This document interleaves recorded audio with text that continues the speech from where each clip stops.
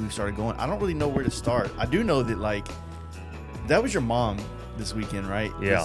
She's fun. Yeah, she's a blast. Sometimes too much of a blast. As far as Born Free Texas 4 was concerned, were you happen to watch her, or was she still parenting you in that situation? No, so she was super good at Born Free 4. She was? Yeah, in years past, I've definitely had to keep an eye on her, but this year she was real tame, just kind of hung out. Wasn't anything I had to worry about this year. Yeah. So. And so does this come from like a family of motorcycle activities and motorcycling? Yeah, so my mom 100% used to it. She, married my dad. They were married for 36 years. So she was always at bike shows. And then as soon as I got old enough to start doing it, she'd come with me. So it's been part of it for her. It's nothing that's going to surprise, 36 years. I mean, shit, that's so always out in East Texas. Is that where y'all originally from out there? No, so she met my dad in Dallas. My dad actually owned a construction company, and she was married to another guy that had a jewelry store, and my dad was remodeling it. And it's funny because, and we didn't know this growing up, but my oldest brother and my sister are both from a different dad, but we were never raised like that. Like we didn't know. But they were they were born in South Africa. Damn. And so, like, my mom. Thickens. Yeah. So, well, and my brother, I mean, we all kind of got that Middle Eastern look to us because my mom's Lebanese, but her first husband was a Middle Easterner too. So my brother got a lot more of it than I did. And so growing up, everybody would be like, what the hell? How's come he looks so much different than y'all? And I'm like, I don't know, man. That's my brother. Like, we don't know any different. But anyways, my brother, when he was like 2 years old, was in that jewelry shop, and my dad came rolling in to check on the job or whatever. And my dad was always, didn't really care much about anything, but he always loved kids. And so my oldest brother was in there playing, doing whatever. And that was the first time we met him. And he told the grandpa, he's like, hey, I'm taking the kid with me to the lumber yard. The grandpa was like, okay, whatever, no big deal. And so my dad loaded my brother up for the first time, took him to the lumber yard. Well, in the middle of them being gone, my mom comes back. She's like, oh, where's the kid at? Where's Rocky at? And the grandpa's like, oh, I sent him with Bill to the lumber yard. My mom's like, who the fuck is Bill? And he was like, oh, that's the guy that runs a construction company. And so she just loses her shit. My dad comes pulling back up, lets my brother out, and she's like, don't ever fucking touch my kid again. Just starts going off on my dad.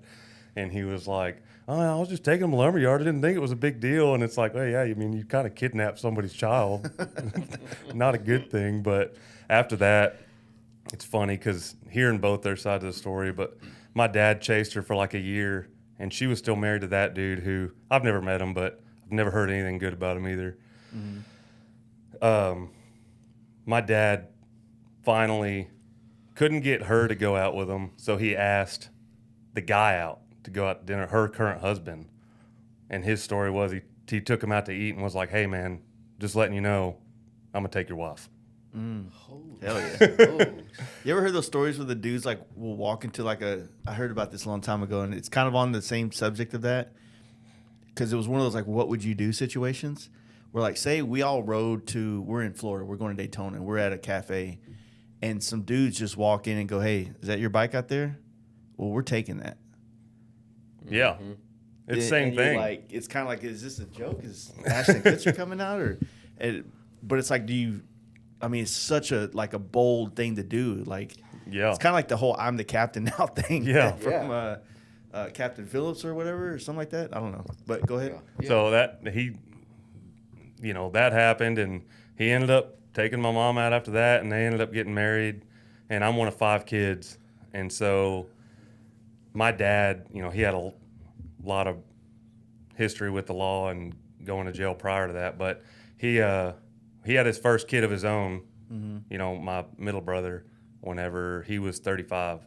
But after that, we moved to Sanger until I was 2, and then my dad's past kind of, he had a long history in the Metroplex area, and he was trying to get out of that scene, but Sanger wasn't far enough. Yeah.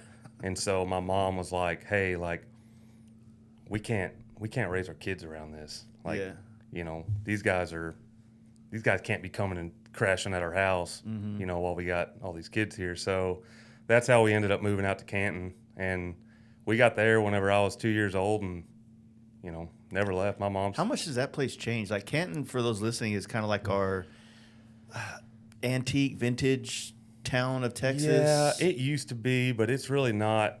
Like you're saying, it's changed a lot. Like back in the day, it was, and I say back in the day, which is nothing comparison to the history of First Monday, but you know, you could go up there and get anything.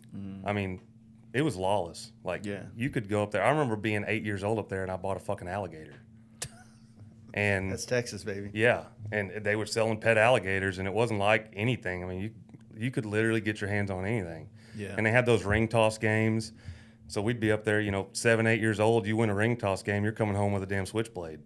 Yeah. And that was what First Monday was. And you could find anything. You know, it was just a bunch of junk. You could find cool shit. But now it's like a bunch of fucking wholesale shit that people order online, and then they bring it over there and unbox it and hang it on a rack. Like trinket stuff. Yeah, and a bunch of T-shirts. And I mean, there's still some cool shit to be found, but for the most part, for the most part, you go up there and you're like, man, this is like, there's nothing here I couldn't have ordered on Amazon. Yeah, yeah. And it didn't used to be like that. And there's still one side of it.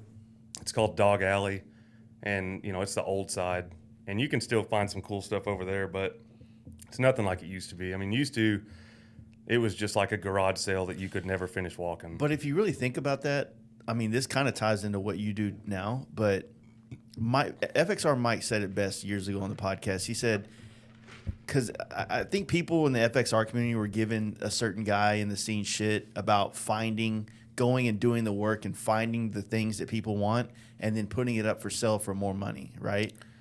But what I'm getting at is that, like, if you think about what that show, what First Mondays in Canton was, it was like people that found cool stuff, and there was no marketplace or Craigslist or these other things to come and do that. You went to these flea markets and things like that.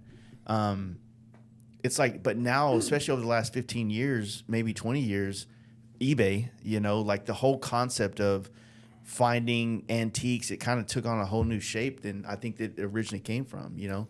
Yeah, for sure. And to me, there's two sides of that. Like you can ask whatever you want and it's either going to sell or it's not. Yeah. You know, that is what it is. But, you know, at least on my end of it, like I still want to have people come back and be happy with it. So it's like if you're going to do that, you gotta price stuff at least fair. Yeah. And it's like, I'm never going to get on there and like dog somebody for asking way more than I think something's worth. Cause it's like, you know, you can ask whatever you want and you'll either sell it or you won't. And that's cool. But if you're going to do it repetitively, you know, like I do, then it's something where you got to, you know, find a middle ground where it's like, okay, you know, I obviously got to make a little money off it, but I also want them to leave feeling like, okay, like if I need anything else, I'll call that guy again. Like I don't feel like I got 100%. Screwed. Yeah. So, and I think that's, and I know who you're talking about, and I think that's where a lot of people take exception with that. But once again, it's like, whatever, man. If he's got the following and he's selling it, then you know, who am I to tell him? Well, a lot of people were given, you know, like they would always give Elvis all the shit, right? Early days of the FXR kind of revival thing. And it's like at the end of the day, I grew up here in Dallas where we had a shop called Mr. Motorcycle, which was like more like metrics, sport bikes, things like that. And basically pretty much everything in there was like half price. So if you needed a new computer, well, it's $350. Like you don't really need them that much, but every once in a while you fuck up with like a battery charger or whatever and you fry a computer. Well, it's $800 brand new from Suzuki. So that's still a deal. It's just one of those things that you don't want to have to buy. You know what I mean? Yeah, and it's finding the guy who needs it too. Yeah, and that's where eBay comes into play. Yeah, because I actually had a issue like that or a circumstance like that with ignition modules like a year ago. You know, the stock ignition modules that to me, like I'm never going to use that. You know, I'm going to put a Dyna-S in it or whatever. I'm going to get a full ignition system and put it in there. So I had just boxes of these stock Evo ignition modules that were of no use to me. And I did a shop clean out and I was like, man, I'm throwing these things away. Like I'm never going to touch these. Yeah. And so I threw away like probably 60 of these modules. And then the next week, Kevin McCurdy calls me and he's like, hey man, I need an ignition module. And I'm like, you got to be shitting me right now. And he's like, no. He's like, do you have one? I'm like, I just threw away like boxes of them. And he was like, dude, you know those things bring like $100 on eBay, right? And I was like, no, I didn't. I couldn't imagine anybody would ever want to pay $100 for that when they can just replace the whole ignition system. Yeah, for what, $300? Yeah, you know? and I ended up having some spares, and I gave that one to him, and it got his bike running. But that was like, and that was even after I'd been doing this for quite some time. That I remember that was like a big eye opener to me, because I'm like, it goes back to that thing. It's like, just because something is useless to you, like there's somebody out there that needs it, and they don't have access to shelves full of parts where they can go pick through stuff. You know, it's a dude with one bike with no spare parts. Yeah. And he's like, okay, I need that part. You know, and to me, that box of modules was absolutely junk. And I was like, why am I wasting shelf space? Yeah. But then Kevin called me and he was like, dude, you're an idiot. I was like, and then I started looking. I'm like, yeah, you're right. I am an idiot. Yeah. But the eBay thing, didn't that kind of like get kind of difficult with all the fees and stuff that eBay started charging? Did you ever play the eBay game much? Oh, yeah. And I've got an eBay store now, and I still do it, but I put on there and I'm really open about it. I'm like, if you're willing to call me, then you can buy whatever you're looking at on eBay for me for probably half what it's on there for. Yeah. Because, you know, they eat you alive with fees, and it's you know, it's the name of the game. It is what it is. Everybody's got to make their money. Yeah. But, you know, it is. It's there's a lot of things that I don't even put on eBay that I'll take pictures of. I'll start to list it, and then I start calculating what I'm going to have to ask for it to cover these fees, and it's embarrassing to me to even ask that. And I feel like a lot of people don't understand that. They don't. A lot of the end user doesn't realize how much fees and stuff is calculated on that stuff. And it's, if you think about all the shit that's on eBay, if they were just getting one penny from each transaction, they're billionaires, right? So why the fuck does there need to be $50, $60, $70 charges? And they ran out so many buyers like that. Like if you talk to a lot of the guys that used to have eBay stores, they'll tell you, they're like, that's why we don't do it anymore. They got greedy. You know, they want so much money out of every transaction, and it leaves it to where the person selling it has to either A, ask a astronomical price for what they're selling, or B, not make any money at all on it or lose money. Yeah, 100%. And it sucks, but so I put on all my listings. I'm like, hey, you know, I'll put my card on there. I'm like, if you'll call me, and especially if you're local and you want to drive out, like, nothing that's priced on eBay is even close to relative to what I'll actually take for it if you'll come up here and talk to me. See, I was looking for a twin cam drivetrain recently, and there's quite a few of them on there. But it's like one of those things. I'm like, man, I wonder if he'll cut me a deal if I can get, you know, they're wanting $2,500 for a 2013 twin cam 6-speed, the whole kit and caboodle. Like, maybe he'll take 18 or 2,000. I'll drive up and pick it up. Yeah, and I mean, especially if you're picking it up, they'd be a fool not to, just because they're going to end up getting close to the same amount of money if you take the fees out of it. And then on top of that, they don't have to deal with crating it, shipping it, any of the headache of that, which is by itself. I mean, like, ever since I started that eBay thing, I'll get off my other job and I'll come home and it's just straight nothing but packing. Yeah. I mean, I have to just pack nonstop. Hold on a second. You need to tell them about this child labor that you got going on at your place. Oh, yeah. You got a toddler that's been doing packaging who's already learning how to be a hustler. Yeah. Why don't you tell them about that? Fucking puts in work. Tell him. I got to deal with my son. He's 3. And, you know, he's always in the shop with me. Yeah. You know, asking to help, this and that, running tape, doing whatever. But I've been trying to get him, you know, in the mindset of earning money, and not everything's just going to be bought. Yeah. And so I got to deal with him now to where I pay him $1 a box. And so he'll come out in the shop with me, and I'm like, all right, we got X amount of boxes to pack today. If you help me, get $1 a box, man. And now this kid is fucking rolling. I mean, he's got his backpack he carries around. It's like Floyd Mayweather with his little dollars in the back. And he's just got all these $1 bills in there. It's like he just left the titty bar. Yeah. And he buys, you know, whatever he wants. We'll take him up to the store and we'll pull out his backpack full of ones, and he'll pay the lady, and we roll out of there. And he keeps it going. And in the mornings, I'll go out there and he'll wake up and, can I watch cartoons? I'm like, sure, you can. You ain't gonna make no money watching cartoons. Dad's going to the shop. He'll look at it, And he's been asking, he's got everything Toy Story, but he doesn't have Rex, a dinosaur. And so lately he's been like, I want Rex. And I'm like, well, you got some boxes to pack then, dude. And so he'll think about it and he'll look at the TV and look at the shop and he's like, yeah, I better get out in the shop. Oh, like, yeah, dude. That boy's going to be an animal. Yeah, I'm like, Rex is $40, dude. He's not cheap. Yeah. A hustling animal. Brooks is planting the seeds very early with Dude, that's smart though, man. Baby Bo. That's such a better. I mean, I would think that's a better trait to have. I mean, you're not really robbing him of a childhood. He still gets to enjoy his toys and his games, you know. And he's making the choice. You gave him a choice. Yeah. Hey, you want to get that toy? Yeah, because he knows. I mean, it's like you can, if you want to sit inside and watch TV, I mean, you can to a degree. I mean, if it gets to a point where he's been watching TV for a few hours and I'm like, all right, dude, we're done. Like, we're not doing this. But, you know, I always tell him, like, if you want to make money, you got to come out here and pack parts with Dad. And he's like, okay. And most days, I mean, every now and then he'll have an off day, but for the most part, he gets out there and, I mean, don't get me wrong, for the most part, he's throwing tape around like a wild man, and I'm like, I got to repack this. Yeah. But it's, you know, the whole purpose of it from my end is just making sure that he's got that, you know, idea that it's like, hey, you know, if I want something, I'm not just going to ask for it. Like, I'm going to have to do something. Yeah. And we still, like, pretty much everything he wants now, we'll ask him, well, do you have enough money for it? And he'll go in there, and, you know, he can count to like 20. Yeah.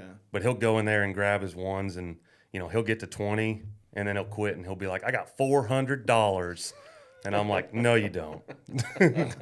You don't have $400. But, you know, it's just his concept of numbers is off right now. So, yeah. But it is. So he's probably definitely going to be the kid at school with like suckers in his backpack. Oh, or yeah. Some, you know, fun dip or something like that. Yeah. Buying them in the bag and selling them, you know, one by one. It's like, y'all going to Costco? Yeah. I got $60. I need to re-up. I did that in middle school. I You did it did? with gum. Yeah. Man, I was just, I never had a hustle growing up. That's the thing, man, is it's, you know, and once again, ours came back, and that's one of the ways that's one thing I will say that First Monday did that was great for me personally was Dad was always doing construction up there, and so we made a bunch of connections, and the family I was talking to you about earlier, the Perkins, you know, they would always put me to work from like 11 years old. I would go up and I'd run their sandwich stand, and then his dad owned it was called Mimi and Papa's Place. It was nothing but resale. And when I say resale, there was nothing off limits. I mean, you could go up there and buy a couch or a Corvette. Yeah. They had everything. But when it got done, you know, we would work all day in that sandwich store, and then when we got done, we'd go down there and we'd move all their furniture and pack it all up. And, you know, they were paying us $15 an hour cash at 11, 12 years old. That's pretty good. Yeah. And so it gave us a lot of opportunities that, you know, I don't feel like other towns necessarily have, just because, you know, it was, like I said back then, There that was was an kind of the economy of Wild that, West. yeah. And you could go up there and you could make money. I mean, there was no excuse to not make money because there was too many things to do. But, and then, you know, my dad's land was all full of cedars. And so once I turned like 14, we started cutting down trees, and I would start building benches, and I was selling cedar benches for like $400. Nice. And so, you know, it got to where you could make real good money up there. But, you know, now it just, like I said, it got taken over by the wholesale thing. Yeah. Just like everything is now. I mean, to an extent, you can still find some stuff, but for the most part. Yeah, Born Free. We had a guy. It was kind of a debacle because we have it set up to where that entire ridge hill that we're on is ours and for our friends, right? And so when I pulled up, this old camper was there, and I'm like, "Who the fuck is this?" And it's like, you don't want to be an asshole, not especially not the first day. It's like, we're gonna be here for the next 4 days. I'm not trying to make an enemy of this guy, but he's not supposed to be here. And so I have Grant helping me out. We worked it out. We pushed him as far in the corner as we could. He stayed there for 2 days, antisocial, was already kind of pissed, and then he packed up and left like Friday night, right? And we're like, we could have had this space, dude. Like, you know what I mean? But the point of what I was getting at is that he had some kind of like whole thing is like vintage, and he had this old like pull behind camper that's like a small one that looked like a 2-bike trailer kind of thing.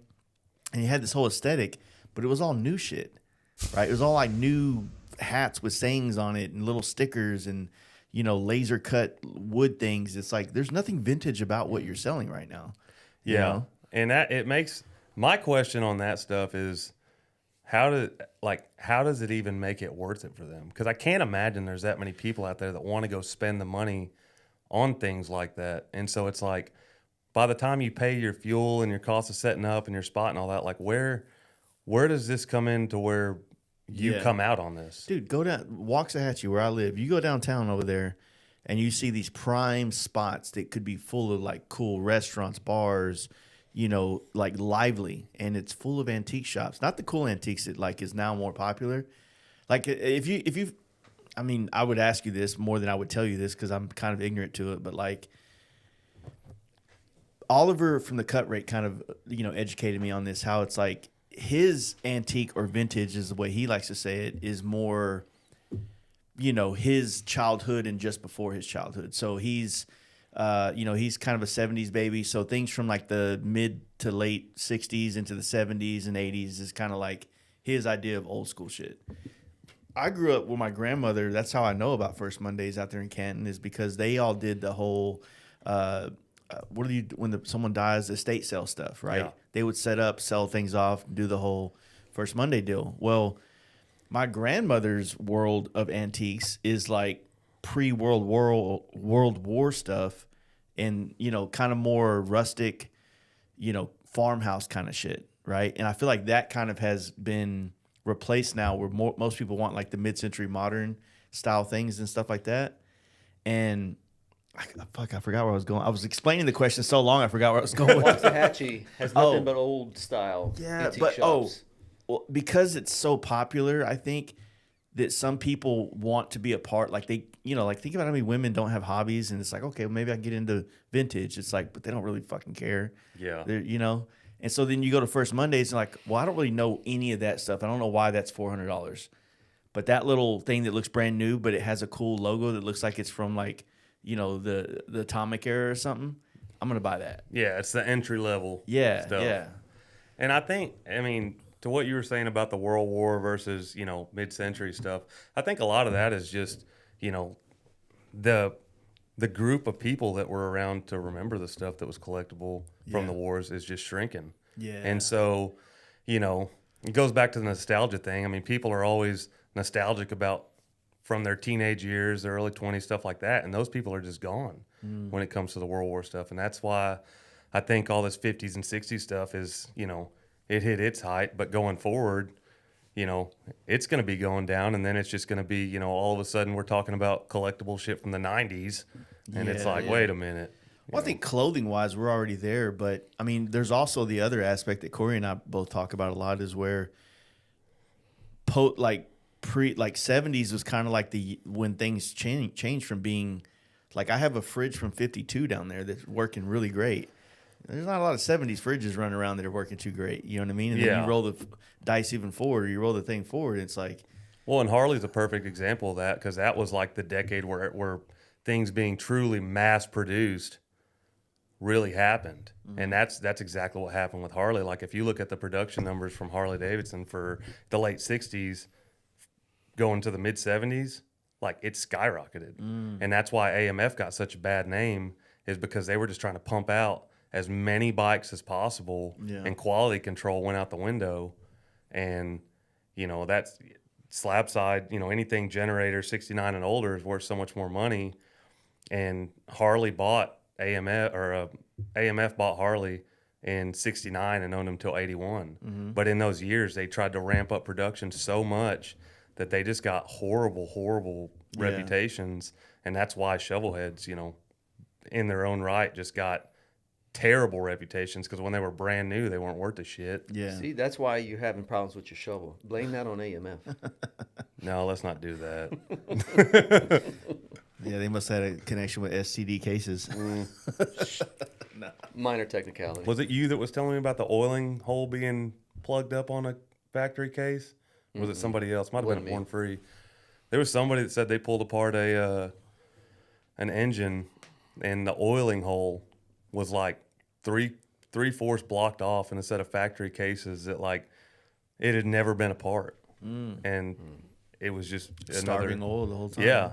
Yeah. Starving the bottom end, but it was just when AMF bought them, it was nothing but numbers, you know.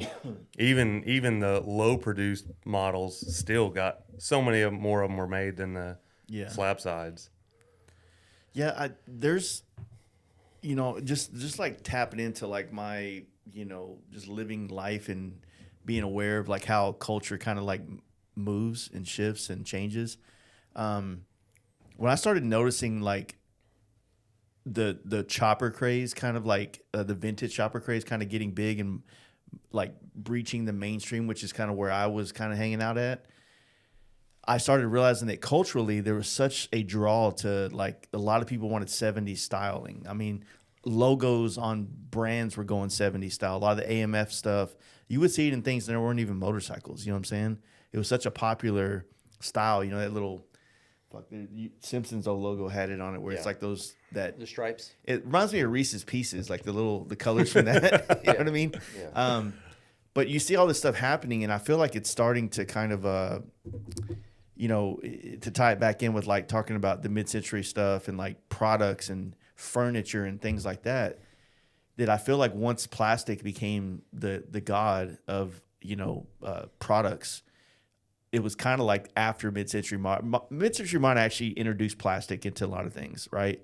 But it was kind of, you know, there's more that Bakelite, right, type of plastic, the early. They had a lot of fiberglass too, which I've read and got into. Fiberglass was a big part of the furniture making stuff in that world. But there's like a huge, like that, to me, like that style is kind of, it's kind of timeless, as opposed to like, you know, a shag carpet would look good in the van, but do you think it'll look good in the Sprinter van though? Like, I don't know if it's gonna work, you know?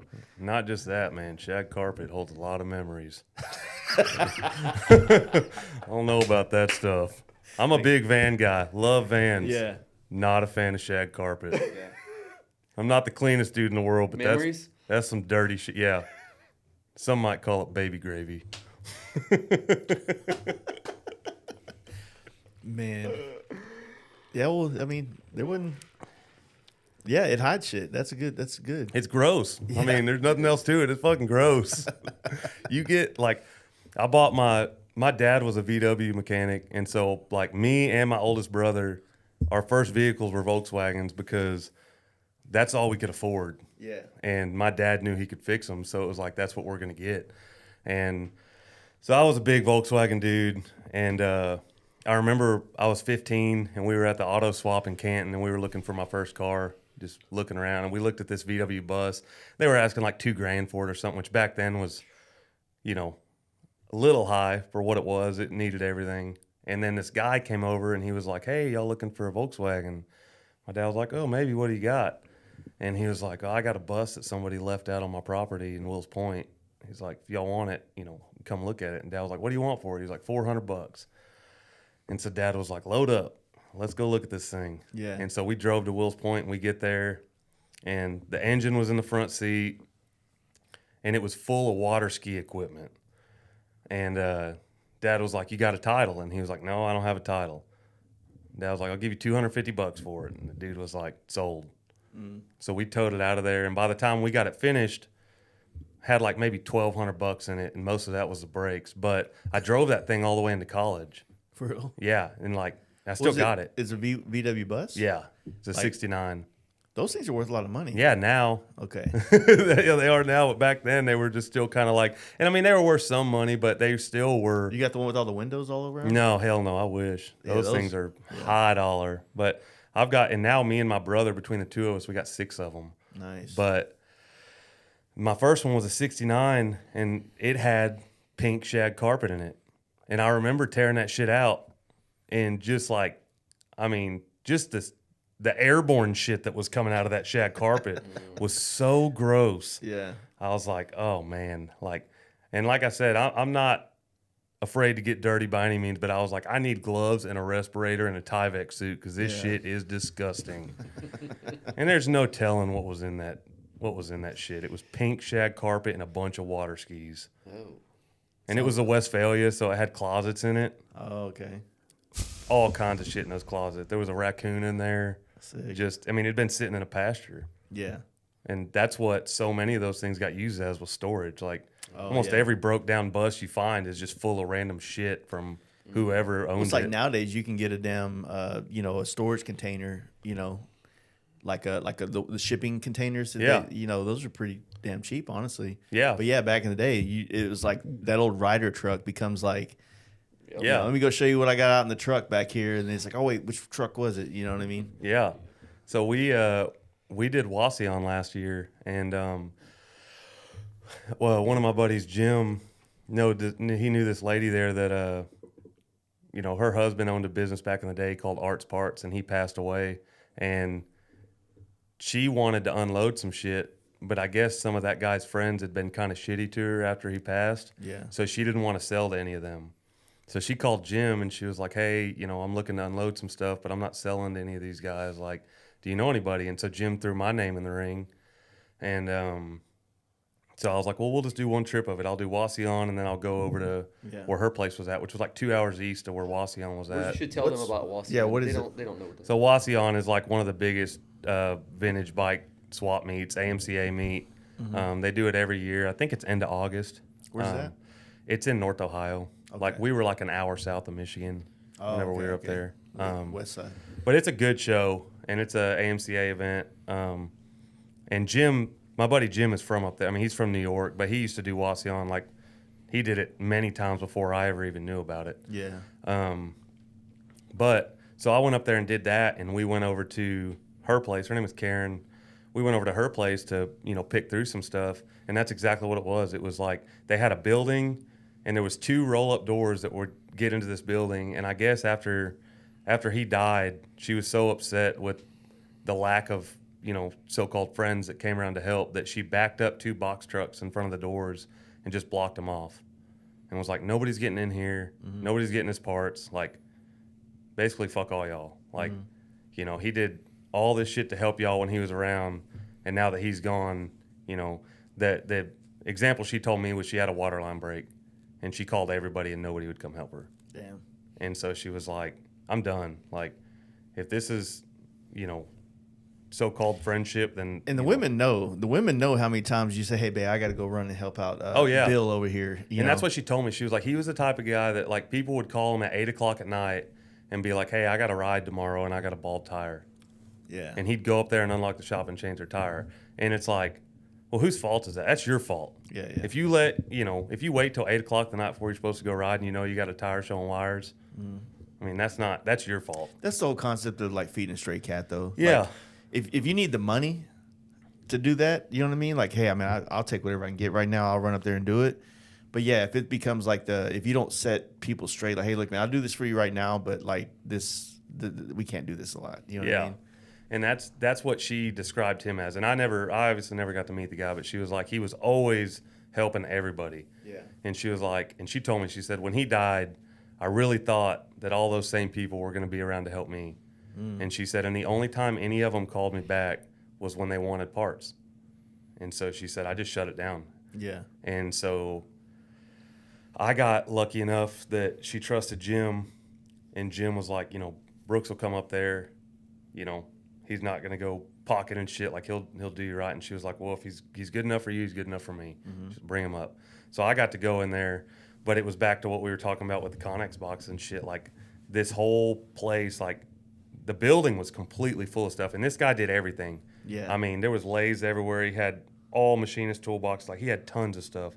But there was all these Connex boxes out back that were just full of parts. Yeah. And so we were going through everything, and I didn't know, what her idea of what she wanted for it was. Like, I was going to be fair with her, but, like, there's a lot of people that have just watched too much American Pickers and they think their Evo is worth $50,000. Yeah.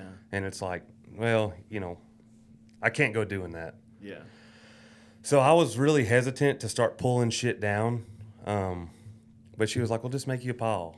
And I was like, well, I don't want to go taking all your stuff off the shelves and then have to turn around and put it back up. Like, give me some pricing so we know where we're at. Well, I made a pile in the middle of the floor, and she was like, yeah, I asked her, I said, what do you want for all of this? And she was like, well, what do you give me for it? And I just kind of looked it over, and I was like, I'll give you $7,000. And she was like, sold. All right, cool. So I went out to my truck, and Jim followed me out there, and he was like, "Are you sure you're good with that?" And I was like, "Yeah, man." I was like, I've got room to make money on this. It's fine with me." Yeah. And he was like, "All right." He's like, "Well, I just, want to make sure you're not overpaying just because you're, worried about me." I was like, "No, I'm not gonna put myself in a bind, man." I was like, "I'm gonna be fair with her." He's like, "Okay." Well, we got back, and I ended up buying a ton of shit off this lady. And I had my truck loaded down like Sanford and Sons, man. Like there was cargo nets over the back, shit over the roof. And I had my buddy with me, and she was trying to get me to buy more. And I was like, "I'd love to, but I said, I don't think I can haul a sheet of notebook paper home. Yeah. Like my shit is as full as it can possibly get." And so she was like, "Well, I got a trailer." And I was like, "Okay." She was like, "You can use it." And so I'm like, "All right, well, maybe." And I'm like, "Well, how fast?" And it was a 17-hour drive there. And I was like, "Well, how fast you need your trailer back?" She was like, "Oh, 2 weeks." I was like, "I can't do that, ma'am." I was like, "I got another job. Yeah. I can't." I said, "There's no way I can turn around and bring this trailer back within 2 weeks. I ain't gonna lie to you." I said, but I didn't have an enclosed trailer at that time. So I was like, "Why don't you just sell me the trailer?" Yeah. And she was like, "No, I don't want to get rid of the trailer." Okay.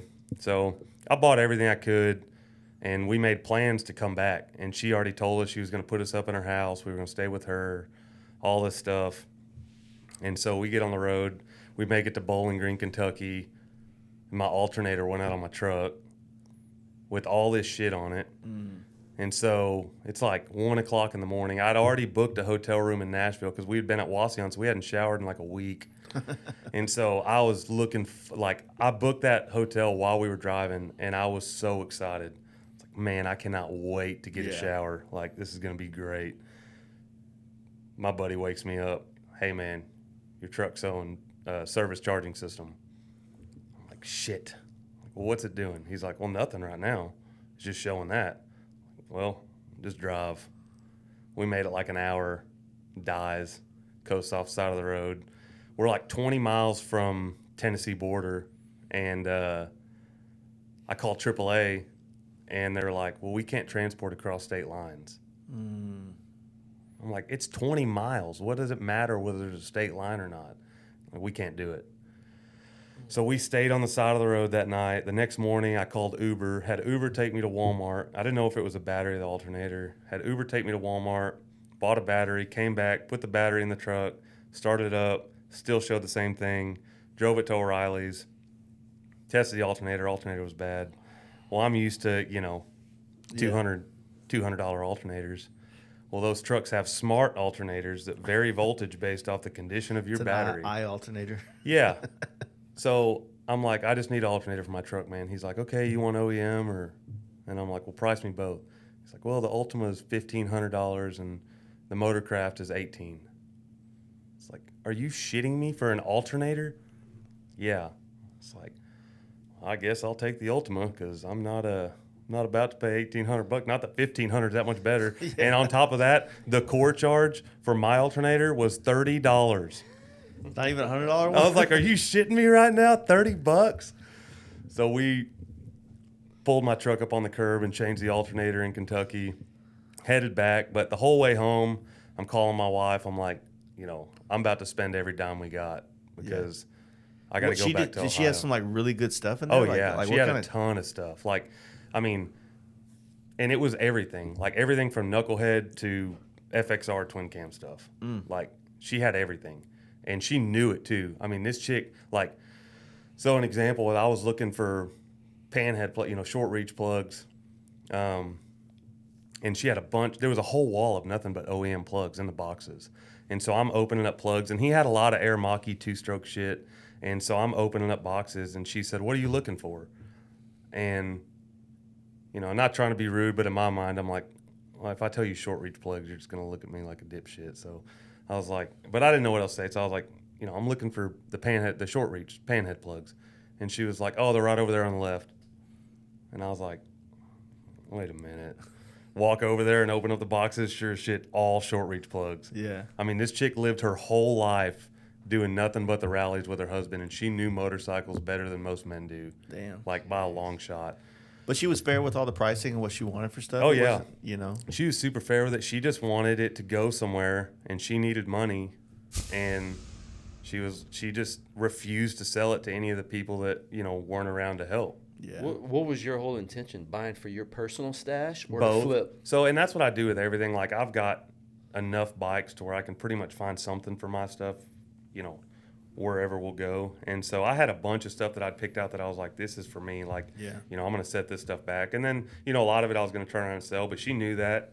And that was the whole game. I mean, to be fair, I don't think anybody's going to go buy that amount of shit and then be like, well, this is all for me. Like, yeah. I mean, you're going to turn around and sell some I mean, of it. they have it to sell. Exactly. You know, We're all in the same accumulate- game. yeah. And that's what, like, when people buy stuff for me and they're like, well, you know, they act kind of sheepish about turning around and selling it. I'm like, listen, dude, if you buy it from me, I don't care what you do with it. Yeah. You know, we're all in the same game here, you know. You're not going to hurt my feelings at all. Yeah. If you get it and you get in a bind or for whatever reason, or somebody makes you a stupid offer on it, take it. Yeah. You're not going to hurt my feelings any.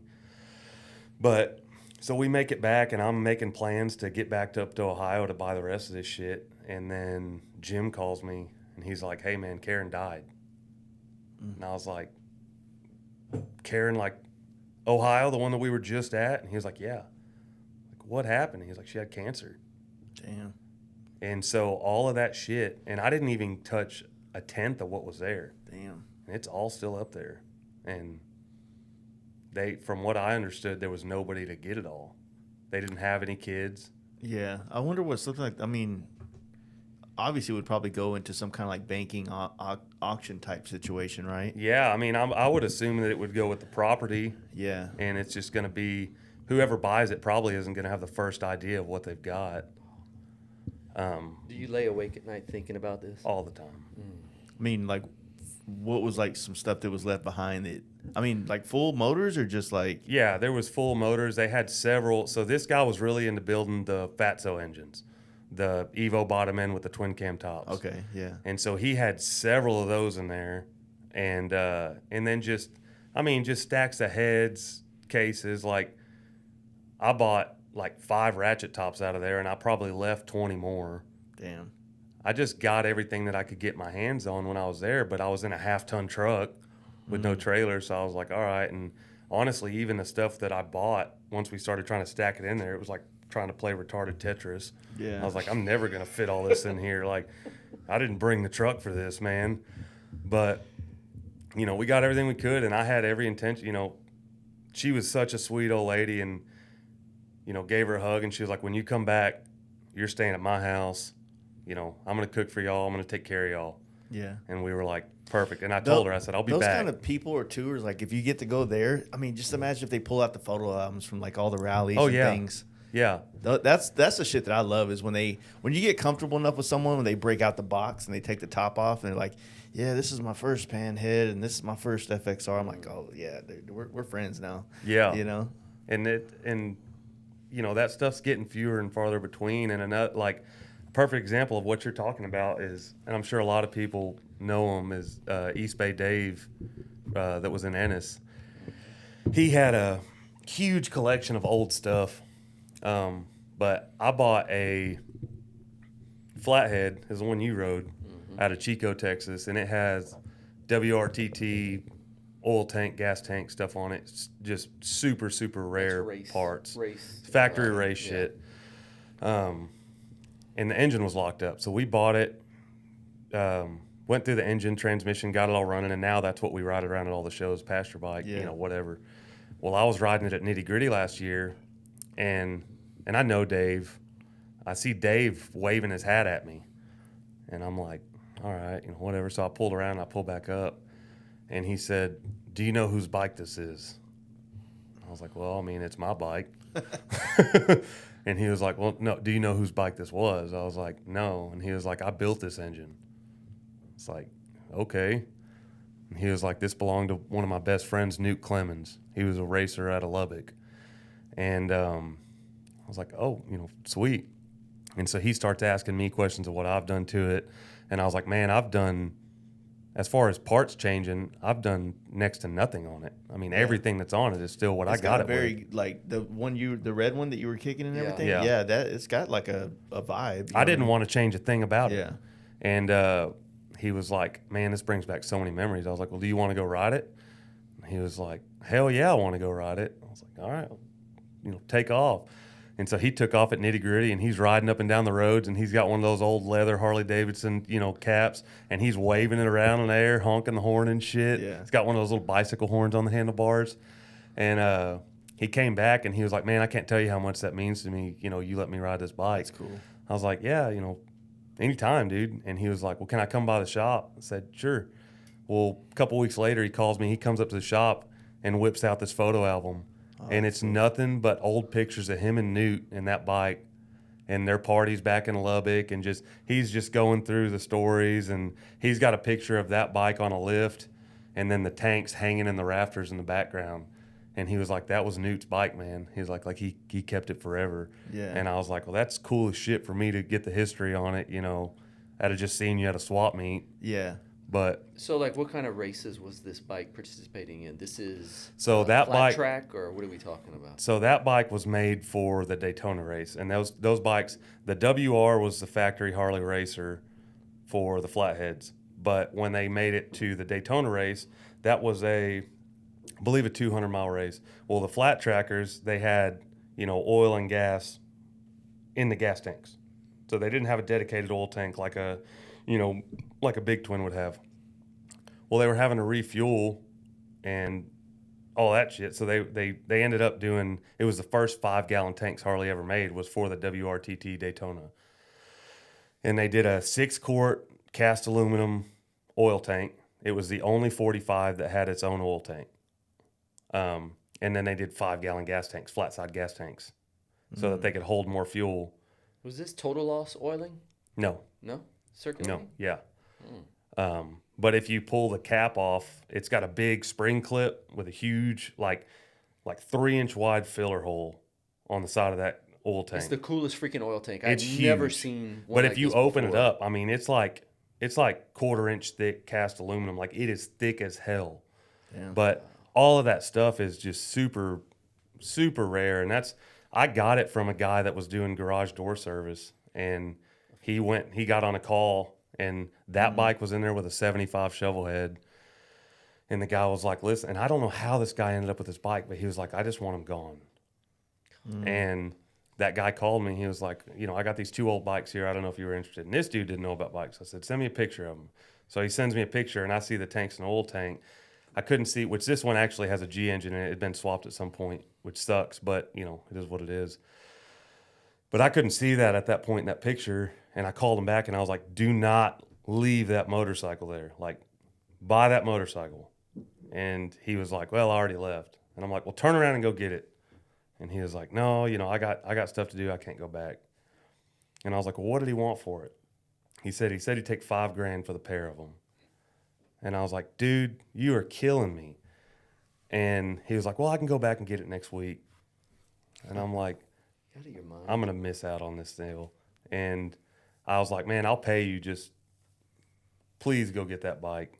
Well, it snowballed for like 3 weeks. I can't go back, they're not available, this and that. So we ended up, it went on, and I was just like, yeah, I'm never going to get that bike. Like, it's gone. And then he called me one day and sent me a picture of him on the trailer. He was like, I'm heading your way with him. He said, I'm going straight to your shop. Thank you. Yeah. And so he came up to the shop, and he gave $5,000 for him. Knew zero about him, like nothing. Yeah. And I was like, well, what do you want for him? He was like, well, I want to make some money on him. I'm like, well, yeah, I get that. What do you want for him? He was like, $7,500. It's like, deal.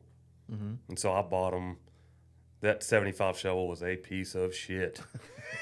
Oh, man. It's always the shovel. Yeah. And so I immediately put that bike up for $2,500. Someone came and got it that night. And I was like, thank God that thing's gone. Yeah. And so I had $5,000 in that flathead, and we went through the engine, and now I've got right around $7,000 in it, but it's like the most fun bike, and you can't go anywhere on it that people aren't, Yeah. smiling and taking pictures with I it. can vouch for that after Yeah. going through. And my son loves riding it. It's got that bicycle horn, Yeah. and everywhere we go, he's just honking that. I mean, running that sumbitch out of air. And the whole thing is like, I have never ridden a 45, which means I've also never kicked one over. It you is were so talking about freaking that. ridiculous. You could damn near blow on the kicker pedal Yeah. and the thing starts. And this thing is, it's got a linkered carb. There's no Yeah. accelerator pump or anything. You just kick. Just start kicking. Yeah. No messing with a choke or anything. Just kick, and it'll start in 1 or 2 kicks every single time, cold Yeah. or I warm. want to let you guys know I'm actually now a moderately semi-professional Kickstarter. You are. That's right. You're a 300 kicker, later. Not necessarily starting it, though. Yeah. I only got 4 starts under my belt, but I got about 300 kicks under my belt. Hey, don't in a go week. fucking up a good story, Corey. It's a minor technicality. No, that's man. We Corey and I, like, going through this process of building this shop downstairs. Like, that was probably one of the hardest parts about it, and especially for me, as all the bikes that I do are typically refinished to something more new. Like, it's, I'm not like a patina, connoisseur of like making it look like that, right?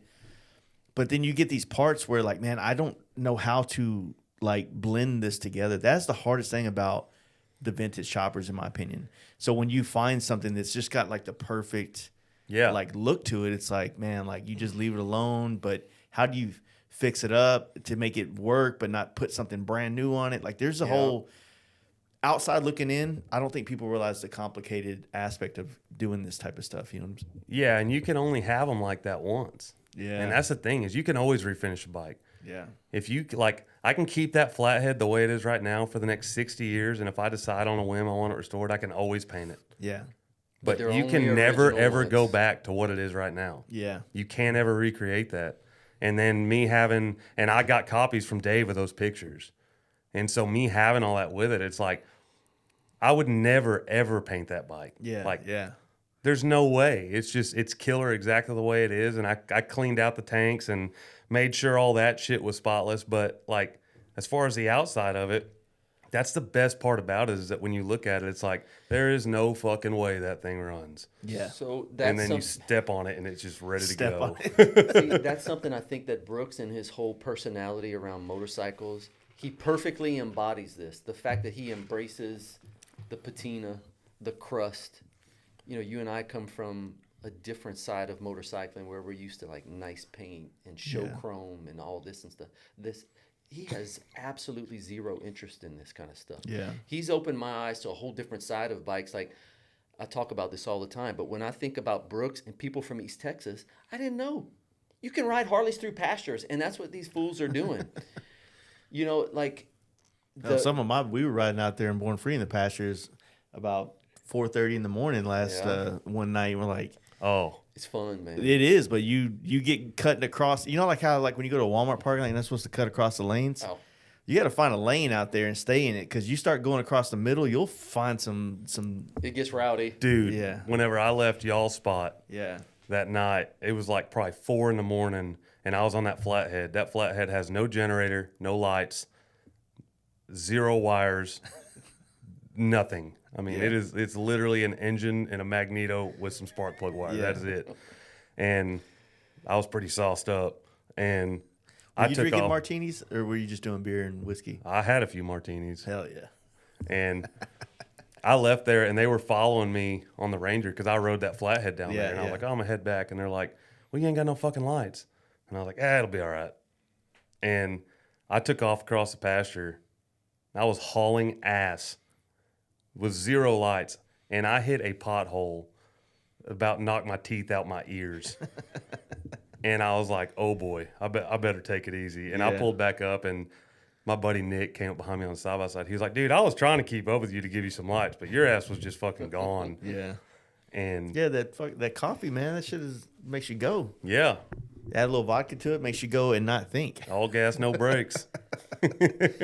Yeah, that shit was wild. We'll talk about that whole shit in a minute. But like, getting into doing all this stuff, like, how do you transition, into like just selling stuff at making these wood benches and things like that, to getting into bikes, and then to start to do this flipping and the way, not flipping, but like curating these parts from all these places you find it, And the whole world of that, like to me, I'm just now getting into it a little bit, not trying to get on like the you or Cheeks level, but just like it's a habit of mine to look on Marketplace every morning. That's how you found that sick ass. You see his lawnmower? No. Oh, it's In front badass, of the dude. Moto Locos Tacos, there's like a Dude. hopped up riding lawnmower. But it's got a Oh. fucking it's like, I don't know how old it is. It's the body's all custom, but the tins was going to the guy that did it was a fabricator. So it's got like it looks like a From, like, the four-wheeler, 80s. but it's like a lawnmower and it looks fucking tough, dude. It's right up your alley. It You and really your is, but, strange like, vehicle collection. Same thing, Marketplace, dude. Like I check Marketplace more often first thing waking up before bed, more than I check what's going on Instagram. As right you now. should. Well, how do you get like how does this like transpire for you like through this Man, so it's like it's one of those things where you know you look back on life and there's so many things that happen that you didn't realize Yeah. were taking place. Yeah. And it was kind of like that with my dad. So my dad was 99% hot rods. He always had Harleys, but he was 99% hot rods. And so, and we had to help him. Like Dad used to always joke about it. He's like, the only reason I had kids was for free labor. Like, Yeah. You know, so we had to go out there and help him. And so, you know, I spent all of growing up in high school, you know, bench pressing transmissions up while Dad's screaming at me through the tunnel, you know, Yeah. go up a little higher. And I'm like, shit, man, this is all I got. Yeah. I ain't got any more. But but that's what Dad always did. You know, he'd make a living doing cars. Yeah. You know, kind of the same way I do. He'd get them and build them or get them running or, you know, whatever and sell them. And so it just, like, watching that, I was mentally taking notes without ever, you know, realizing it. Yeah, yeah. And I was like, okay, like, and so I went to the oil field like every, you know, East East Texas boy does. It's like, shit, you're telling me I can go make $100,000 a year without a college education? Sign me up. Yeah, he was the oil fielding too over here. Yeah. And I mean, you can go make a good living out there, but, you know, the thing is, and whenever I started out there, and I'll never forget it, I had a motorman that was super good dude, and the rest of my crew was full of crackheads, but that dude was a good dude. And I remember we were working nights, and the first night he was like, "What's your plan, man?" I was like, "What do you mean?" He's like, "Well, I mean, what's your plan with this? Like, where are you trying to go? You trying to make a career out of it? What are you trying to do?" I was like, "Man, I don't know." I was like, I need to make some money, and there's nothing else I can do with my qualifications that I can make this kind of money. And he was like, "Well, I'm going to tell you right now, you got 3 years." He said, "You got 3 years to get in and out." He said, "Because after 3 years," he said, "one, you're not going to go anywhere else and make the kind of money you're making here without, you know, Yeah. any sort of degree." And he said, "And two," he said, "the shit that flies out here that you're going to perceive as normal is going to make you completely unhireable anywhere else." He said, "So if you're not wanting to make this career," he said, "I'm telling you right now, you got 3 years to get in and get out. Make your money, Yeah. do whatever you want to do, get the fuck out of here." And that always stuck with me. And I ended up going to Amarillo, and I was working in Boys Ranch, and that was the first time my dad got hospitalized. And I remember I was, you know, 8 hours from home. Dad got put in the hospital. And we're like, you know, our family was always super tight-knit. And so when Dad went in the hospital, it was like everybody fucking stop everything. And I remember I was like 8 hours from home. And I was like, shit, man, I don't like this. You know, I don't like this being this far away. And so I came back, you know, we ended up, it was a relatively minor thing with Dad, but it struck me that I was like, man, I'm out here. Too far away. Yeah. And so I went back to work, and my tool pusher, the boss, you know, was one of my really good friends. And I was like, "Hey, man, I'm done." He was like, "What do you mean?" Like, "I'm done." He's like, "You get another job?" I was like, "No." "What are you going to do?" Like, "I don't know." I said, "But I'm fucking done. You know, I'm going back home." He was like, "All right." He's like, "Well, you know, if you ever want to come back, you know, we'll have a spot for you." I was like, "All right." And I left, and that next week, and I had all this money saved up from the oil field, that next week was like my first big buyout. And it was in Palestine. And I went up there and I bought all this shit, and me and Dad were sharing a shop. And so, you know, we got to kind of do all that together. And that was when it kind of was like, all right, well, maybe this is an option. Maybe I What can year do was this. this? This was probably 2013, Okay. 12, 13, something like that. Because I had a few years where it was just like I did the oil field, and then for a year after high school, I was just fucking doing whatever. I spent 5 months walking to California. Okay. What? You walked to California? I didn't ever tell you about this. I don't think so. Dude, I gotta pee, and then I want to hear about this. I'm gonna pause. you can keep talking. Oh, okay. Yeah, let's talk about walking to California.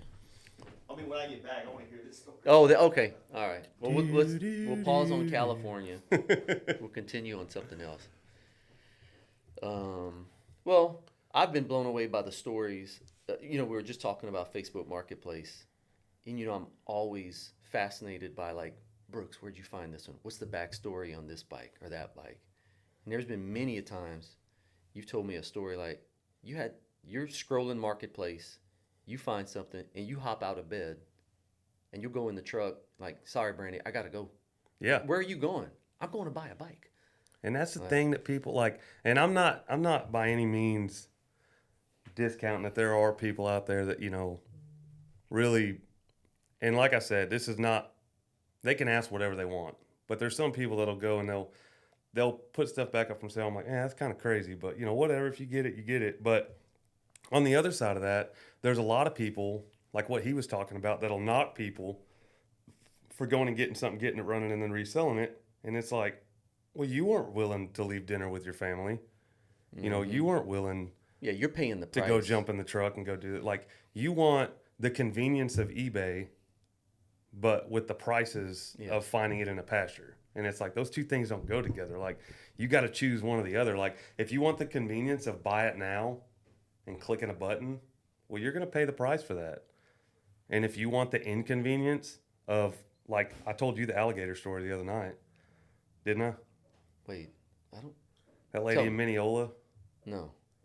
I had a lady that she had a Sturgis, 81 or 82 Sturgis, and she's a pretty wild old lady. And the first question she asked me, I pull up in my truck, open the door. The very first thing she says to me is, "Do you have a gun?" And I was like, that's a hell of a first question to ask me when I'm coming to buy a bike. And I was like, well, yeah, I've got a gun.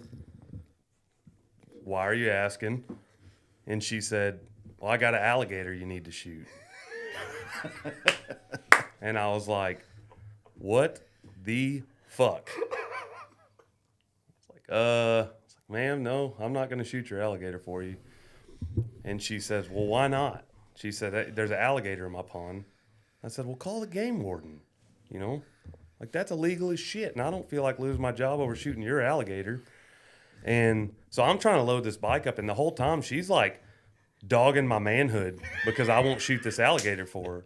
And I'm like, ma'am, I don't know what to tell you. I ain't shooting your alligator. And she said, she had this little barn with like a lean-to on the side, and she said, walk around the back of that barn. Okay. So I walk around the back. There's 2 golf carts back there. She said, you see that red Easy Go? I said, yeah. She said, you shoot that alligator, you can have that Easy Go. I was like, man, I don't know what to tell you. I'm not shooting your alligator. I'll call the game warden for you. I ain't shooting your alligator. What kind of self-respecting man carries a gun is afraid to use it? I'm like, all right, lady, you're about to piss me off now. Just call the game warden. They'll handle this shit. Well, I don't want them on my property. I'm like, well, to be frank, I don't want to be on your property anymore. So I bought the bike, and the whole time I'm leaving out of there, she's just dogging me, that I won't use my gun. And I was like, I'm getting the fuck out of here, man. East Texas? Yeah, Mineola. Yeah. And so I pull back up to the shop, and Jim's there waiting. And I pull back up, and I'm like, you ain't going to believe this shit. And Jim's like, what? I was like, I bought this bike, and the lady wanted me to shoot her fucking pond alligator for her. And he was like, and Jim's been wanting a golf cart for swap meets. Oh, my Lord. And I was like, yeah, like she told me if I shot her alligator, she'd give me that golf cart. And he's like, where the fuck she live? I'm like, oh, Jim, no, we're not doing this shit, man. Jim was all about it. And he's still, to this day, Jim's like, I can't fucking believe you left that golf cart there. I'm like, dude, that ain't worth You my didn't want to job. pass on the info and give it to Jim so he could go get a golf cart?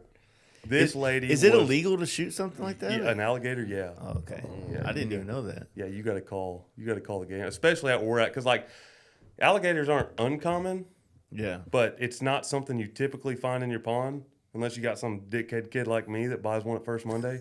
And they grow up there. Like Yeah. the pythons in the Yeah. Everglades. Yeah, but I mean, you still like, Lake Fork's got gators in it everywhere. And We like, have, you're here in Dallas a lot. We get a lot of those. We're seeing them more in our lakes and Yeah. shit here now. that's what I'm saying. It's not like Louisiana, Yeah, but yeah. it's not uncommon. Like you Well, do see you them. think, those are prehistoric animals, right? I don't know what their lifespan is, but I would imagine like maybe kids, like you just said, buying these things at First Mondays 20 years ago. Yeah. And now they're populating over here. Yeah, I might have shot my own alligator, Yeah. Maybe so. It's like, but I got the bike. Dude, he's got so many stories, though, about all the stories behind the bike. oh, dude. The hustling, hopping out of bed, driving freaking Dude, that's- 6 hours, going to get a bike. And I could probably only give you one story that's nowhere near the wild, like the tamest story that you've ever had. But in my journeys of trying to find a good deal on an FXR, took me to the backwoods south of Branson, Missouri. And I met the guy at his tattoo shop in this small town, and then I had to follow him down dirt roads and to For a point miles. for miles, to the point where I was like going live trying to make sure I had the Instagram in case I was going to get murdered and taken for $4,000 or whatever. And I was so freaked out by this journey to his place. Then once we got to his property, it opened up. It was a beautiful valley. Everything was legit, but I was freaking out, and the bike was it was the S&S like 96 motor, but he didn't even clean it. It was caked in oil everywhere. And I was thinking I was just going to go buy something, clean it up, throw a few parts on it, and ride to Sturgis. And I was like, man, I just can't. If you would have cleaned it, I would have bought it. But the fact that you just left the whole fucking front of the motor just dripped in oil. yeah, that wouldn't have stopped Brooks, not one bit. I actually prefer them Negotiated. that way. Yeah. Because at that point, I'm like, all right, in my mind, and this is legit. I mean, I genuinely prefer them this way because I'm like, okay, this person isn't cleaning the bike to try to hide an oil leak. Yeah. Yeah. It's you can see everything. Like, if this thing had a real bad base gasket leak, well, this guy clearly ain't trying to hide it because it's fucking caked on there. Yeah, yeah. Like, it's good. Well, to your point, yes, that is exactly what you want to drive the price down. But I was looking for something that was more ride like, ready. Yeah. Yeah. No, I get it. But yeah, no, we got to circle back to this whole walking to California thing. Man, First off, did you do it? yeah. Okay, sick. Yeah. Finished 50 miles straight on July 4th. Why? Like, what was the mindset? So I grew up, like, my dad was super strict. And we never got to do shit, really. Like we had a 10-minute phone rule. We were only allowed to be on the phone for 10 minutes, and it was a house phone. Nice. We were only allowed to go to anywhere once a week. And so growing up, like, all my friends were getting to go and, do all this shit. And I'm like, well, do I want to use my once a week for this? Like, those were the questions that I had to, like, ask myself, whereas everybody else was like, well, I can go do anything. Like, I can go do everything. So whenever I got, like, I left my house whenever I was, like, 16 because me and my dad were just both button heads, and I was like, fuck this, man, I'm out. Mm-hmm. And my best friend growing up, still my best friend, Cody, he was always kind of like, he was never a stoner, but he always kind of had that stoner attitude. Like, he was super chill, laid back, Yeah. didn't really want to go and do a whole lot. Whereas I was always I was almost like the tweaker that didn't tweak. Yeah. I was like, let's fucking roll. Like, let's do this. And he Yeah. was like, oh, I'm good. Like, let's calm down. But anyway, so I was living in my van, bouncing back and forth between Austin, Canton, whatever. I had a conversion van right after college, my brief stint in college. But you said you were 16 though. Like, so did you stay? No, not when I did the walk. When I Oh. did the walk, I got done whenever I was 18. Okay. So it was that summer, or 19. Yeah, because it was the summer after I graduated. But I had been staying in that van, and we would go back and forth to Austin, and it was a GMC conversion van. That was one I had after the Volkswagen. But anyway, I was in Austin, and Cody called me, and he was like, "Hey, man, I'm at Dairy Palace in Canton is like a staple. That's like the restaurant." He's like, and we used to always sit up there and drink coffee. He's like, "I'm sitting up here at Dairy Palace, and some guy comes walking in with an American flag, and he walked here from New York, and he's walking to California." I was like, "Really?" He was like, "Yeah." He's like, "I told him that if you were here, you'd be his guy because you always want to do dumb shit like that." And I was like, "Well, yeah, that sounds pretty fucking cool, but, I'm in Austin, so whatever." And he's like, "Well, check him out. Here's his website. It's Purdy Across America." I was like, "All right, sweet." And the next morning I woke up, and my sister lives in Austin. I had breakfast with her, and I told her the story that Cody told me. Well, fast forward like a month, I'm back down in Austin again, and my sister calls me, and she's like, "That guy is walking down 35 in Round Rock right now." Oh shit. And she saw a sign, and I was like, "Are you shitting me?" She's like, "No." I was like, "Well, pull over and ask him if he needs somewhere to stay." And so my sister's like, "Okay." He's like, "I'll give him your number."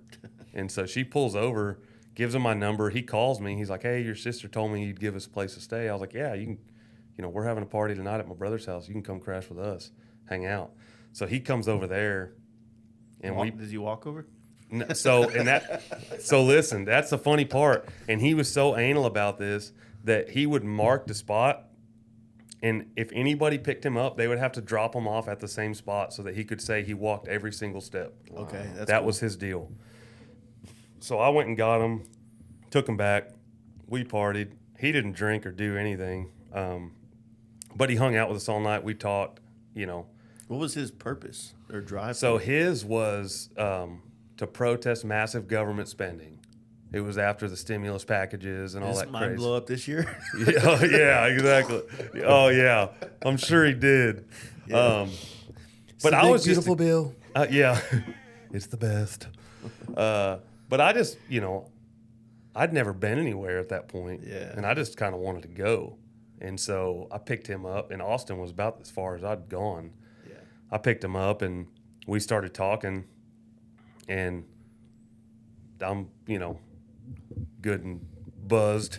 Yeah. 2 or 3 in the morning, and I'm like, "Fuck this, I'm going with you." And he was like, "Really?" I was like, "Yeah." I was like, I'm gonna go. I'm gonna get my shit packed. I'm gonna go. And my mom was there. My mom's a hippie too. Yeah. And that next morning, I woke up and I'd kind of thought about it, and I was like, "No, I'm gonna do it." And so I was like, "Hey, Mom, I need to talk to you." She was like, "I already know." I was like, "What?" And she was like, "I knew the minute you went and picked that dude up. I already knew." Mm-hmm. She was like, "Whatever." I was like, "Okay." So I broke my lease in my apartment in Tyler because my sister had just signed for me to get that apartment too. Oh, you fucked her credit up? Oh yeah, well mine too. Took me 7 years to get rid of that shit. And then I took a Greyhound back out. Like I came back to East Texas. I got my backpack, what I thought I needed, which was completely fucking wrong. Mm-hmm. If you've never walked across the fucking desert, the things that you think you need Yeah. are not even close to what you actually need. Yeah. And so I brought all this shit, and I just had to send it all back. But I made a walking stick. Super proud of that. That lasted like 3 days. I gave it to some dude in Balmaray, Texas. "You can have this shit. This is a pain in the ass." Yeah. Got blisters on my hands. Yeah. I'm not even walking. Yeah. with What my the fuck do I need a walking stick for? It's totally a movie thing. Yeah. But yeah, so we he walked from Long Island, New York, but I met him just west of Austin. I took a Greyhound from Dallas. I had my buddy driving from Canton to Dallas, jumped a Greyhound down to Austin, met back up with him, and then spent the next 4.5 months walking. And we walked from west of Austin to Santa Monica, California. Fuck. Finished on July 4th, and we walked 50 miles straight that last day. 24 hours, 50 miles. What was the average day? we would try to cover 30 miles a day. We didn't have that many breaks. We took a break in Scottsdale, and then we took another break in Coachella. But there was like a 90-mile stint between Quartzsite, Arizona, and Blythe, California, that there was nothing. Like, we didn't have anywhere to get water or anything. So I had the 5-gallon reservoir that I had in my bag was just full, and which made my bag heavy as shit. Yeah, which 5 gets, gallons. Which yeah. gets back to what I'm talking about sending everything home, because I was like I brought, changes of clothes, because you think you're going to need changes of clothes. Well, it's not worth the wait. And so Yeah. I sent all that shit back, and I wore it I've got 500 pictures of this trip on my phone. That's cool. And in every single picture, I'm wearing the same fucking clothes. Like, I never changed, never did anything. It was the same gross ass white and green Fox shorts and an army shirt that I got from my sister. How did your feet do? Man, I was always barefoot, so my feet were fine. But What? No, not on the walk. Sorry, but growing up, I was always barefoot. Okay. So my feet were already so callous that my feet were fine. My knees took the brunt. What were the conversations like? Or was it just y'all two walking? Dude. So this guy was a big video game soundtrack dude. So he would listen to Mario Brothers and shit. So I was out there Castaway, just talking to my fucking self. So he just has He just had his headset in, and I would just be, talking, yelling, whatever was going through my brain at the time. But we had. Well, what kind of shit was going through your brain in a better thing? Because when we ride a bike across the country and you go through when you peel back these layers of the onion of your mind, that's just riding for 8 hours, and then we go to the gas station and we break it up. When you're walking, you're just alone with yourself. Yeah, and it was good. I mean, like I said, it kind of goes back to my childhood about never getting to, I always had a really kind of wild, free spirit, but I was never allowed to do anything. Yeah. So it just kind of bottled up. And then I feel like once it got to that point, I was like, fuck this. I'm there's nobody that can stop me now. I'm Your free first to do time it going all. to California? Yeah. This was the first time doing anything. And I grew up, just romanticizing California and Red Hot Chili Peppers and shit, and just listening to it. And I was like, this will be the best day of my life when I finally make it to California. Didn't know it was full of hobos, but you kind of were at the time too. that's true. Fuck. Yeah, no, I was I didn't think about it like that at the time, but yeah, I was homeless in every regard, but it was badass though. I don't regret it for a minute. I'll be honest with you, when you said that, I've fantasized about that before. Yeah. Straight up. That I remember Danger Dan, he did a podcast early days, and he was talking about going to Run to Raton or going somewhere west, and he ran into a dude on a bicycle trip across the country. And he was I vaguely remember the conversation and where that podcast went, but I just remember hearing that and then thinking about how I feel when I travel on a bike and how much I love that feeling. You know what I'm saying? And I was like, man, and then of course one of my favorite movies is Forrest Gump. Literally, we as a group traveled the country together, finding the spots they ran in the movie. You know what I mean? To me, that, I don't know. There's just something kind of it's, I don't know. It's a real, you did it as a coming of age, becoming a man kind of thing. I'm looking at it as an escape, into the wild. Man, maybe I don't want to have all this responsibility in life. Maybe I just want to go live on Salvation Mountain and say fuck it. You know what I mean? Well, and I remember that, you saying the coming of age thing made me think about the conversation with my dad, because when I told him I was going to go, he was like, "You're fucking stupid." Yeah. And I was like, "No, I'm going to walk to California." And he was like, "Well, what are you going to do when this happens? What are you going to do when that happens?" I don't know. I guess I'll figure it out. Yeah. And I remember we got into it about it, and I was like, "Whatever, dude.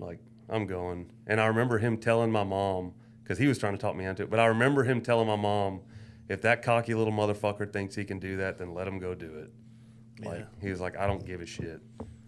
But that's the thing is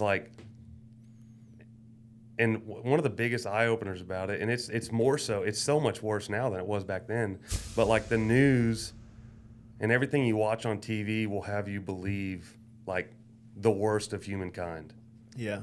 But doing shit like that and just getting to go out and talk to people like in person all across, different walks of life, like it makes you realize like even if you have super different viewpoints, like most people, obviously you've always got the shit bags, but most people like, they have a good heart. It's just a matter of, what they've been through and how they perceive life. Yeah.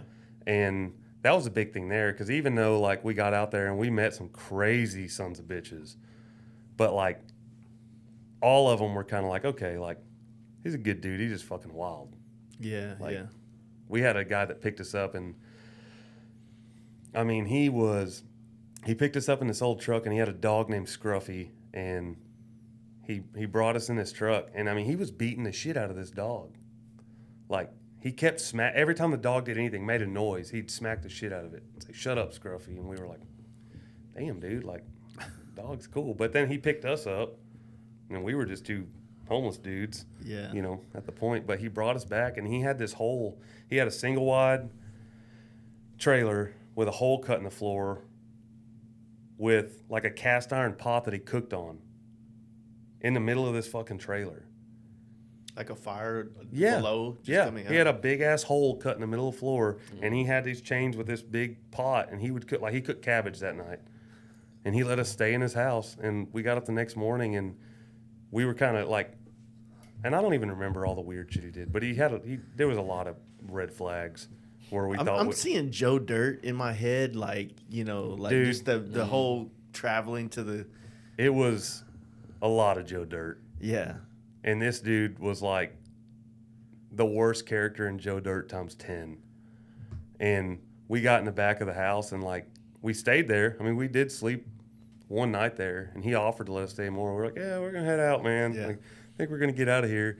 But it's just like the people that we met, it never, you'd come across them and you'd find the weird things about them, but then you would actually start watching them, and some of the things you said, you're like, all right, this, like, they may have a fucked up past or have a fucked up outlook on things now, but like there's some good in there. Like, would you not say that like it just opened your mind to how like maybe empathy for everybody, to where like you're not judging them based on like how much they have or don't have monetarily and like what you see, you know what I mean? Because most of the people that probably have the most money, the most to give or offer, those people are walking down the road. I'm not fucking changing my direction in life to go do that. And I mean, obviously too, like, do you want to just bring some strangers in your home with your wife, your kids, things like that? no, You know what I'm 100%. saying? And now that I have a family, I understand that viewpoint. Yeah, I do. yeah. Because I used to pick up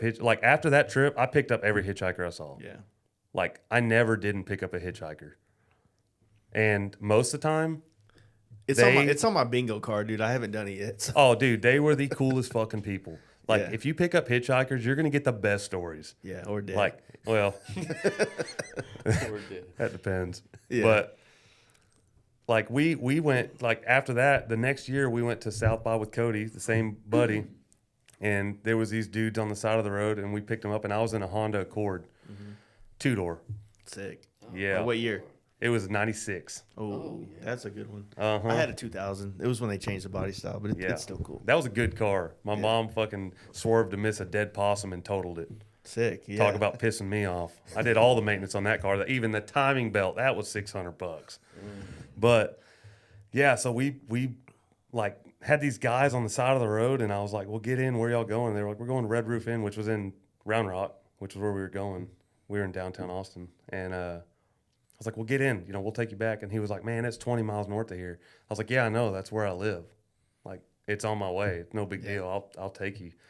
And so they got in the car, and we took them back north. And as we're going up there, we find out that they're in a band that's playing South by Southwest, and one of their bandmates left us. And they were from London, and their band name was To Kill a King. And so we're talking to them, and they're like, "You guys come. We'll get you in our show tomorrow night. Like, come back down there. We'll get you in. We'll take care of everything for you." It was their first time in Texas, and we were like, "All right, we'll come back down." So the next day, I called them. We met back up with them. Went down there, saw their show. Everything was cool. And their guitar player was like, well, I'm going to hang out with y'all tonight. I was like, all right, well, let's fucking go. And that night, everybody went and got Texas tattoos, including him. Nice. And it was his first time to ever be in Texas. And it's funny because I'll go to their To Kill a King page and you'll still see him, and he's got his fucking Texas tattoo on. And it was just because we picked That's up rad. a hitchhiker. Hell yeah. So, Well, that it opens your mind to like doing, you know, maybe what's considered to be wild shit, but that, you know, that was part of culture back in the 70s, 60s, things like that. yeah, but I feel like that people had a lot more 80s. And maybe I'm wrong. I might be wrong, but I feel like there was a lot more respect for human life back then too. Yeah, I think maybe people weren't so aware to like the possibilities. Like, you know, there wasn't a million murder documentaries on. There wasn't, you know, serial killers where like you heard about them through the grapevine. You know what I mean? Like, Yeah, I just feel like now people are so quick. Like, and I'm, you know, I'm not by any means against guns, but I feel like now people are like, you'll see stuff where a fist fight turns into somebody pulling out a gun, yeah. and it's like, all right, well, this That's like isn't- a father, This so. isn't supposed to be that. Like, Yeah. you know, you can whoop my ass all day long, and we'll be fine. But the minute you start pulling out a gun is where it's like, okay, like, You gonna kill me over this? yeah, exactly. Where's the line here? Where's the regard for human Can life? we not Like, just fight it out? I can definitely be mad at you enough to whoop your ass. I don't think I've ever been mad enough at somebody to actually kill them. Yeah, to want to kill them? Yeah, like there's a huge gap there that I feel like has shrunk now to where people are like, fear. okay, I think people are scared to get their ass whooped, and so they use guns as a way to, you know. Time out. There's this story you told me about this guy who took your identity on Facebook. yeah, You did kind of want to. I did kind of want to kill that guy. Yeah. He took a picture of my son though. That was a big deal. Yeah. He took pictures of my bikes too, which whatever. But then I went and clicked on his profile, and his profile picture was of my son. Yeah.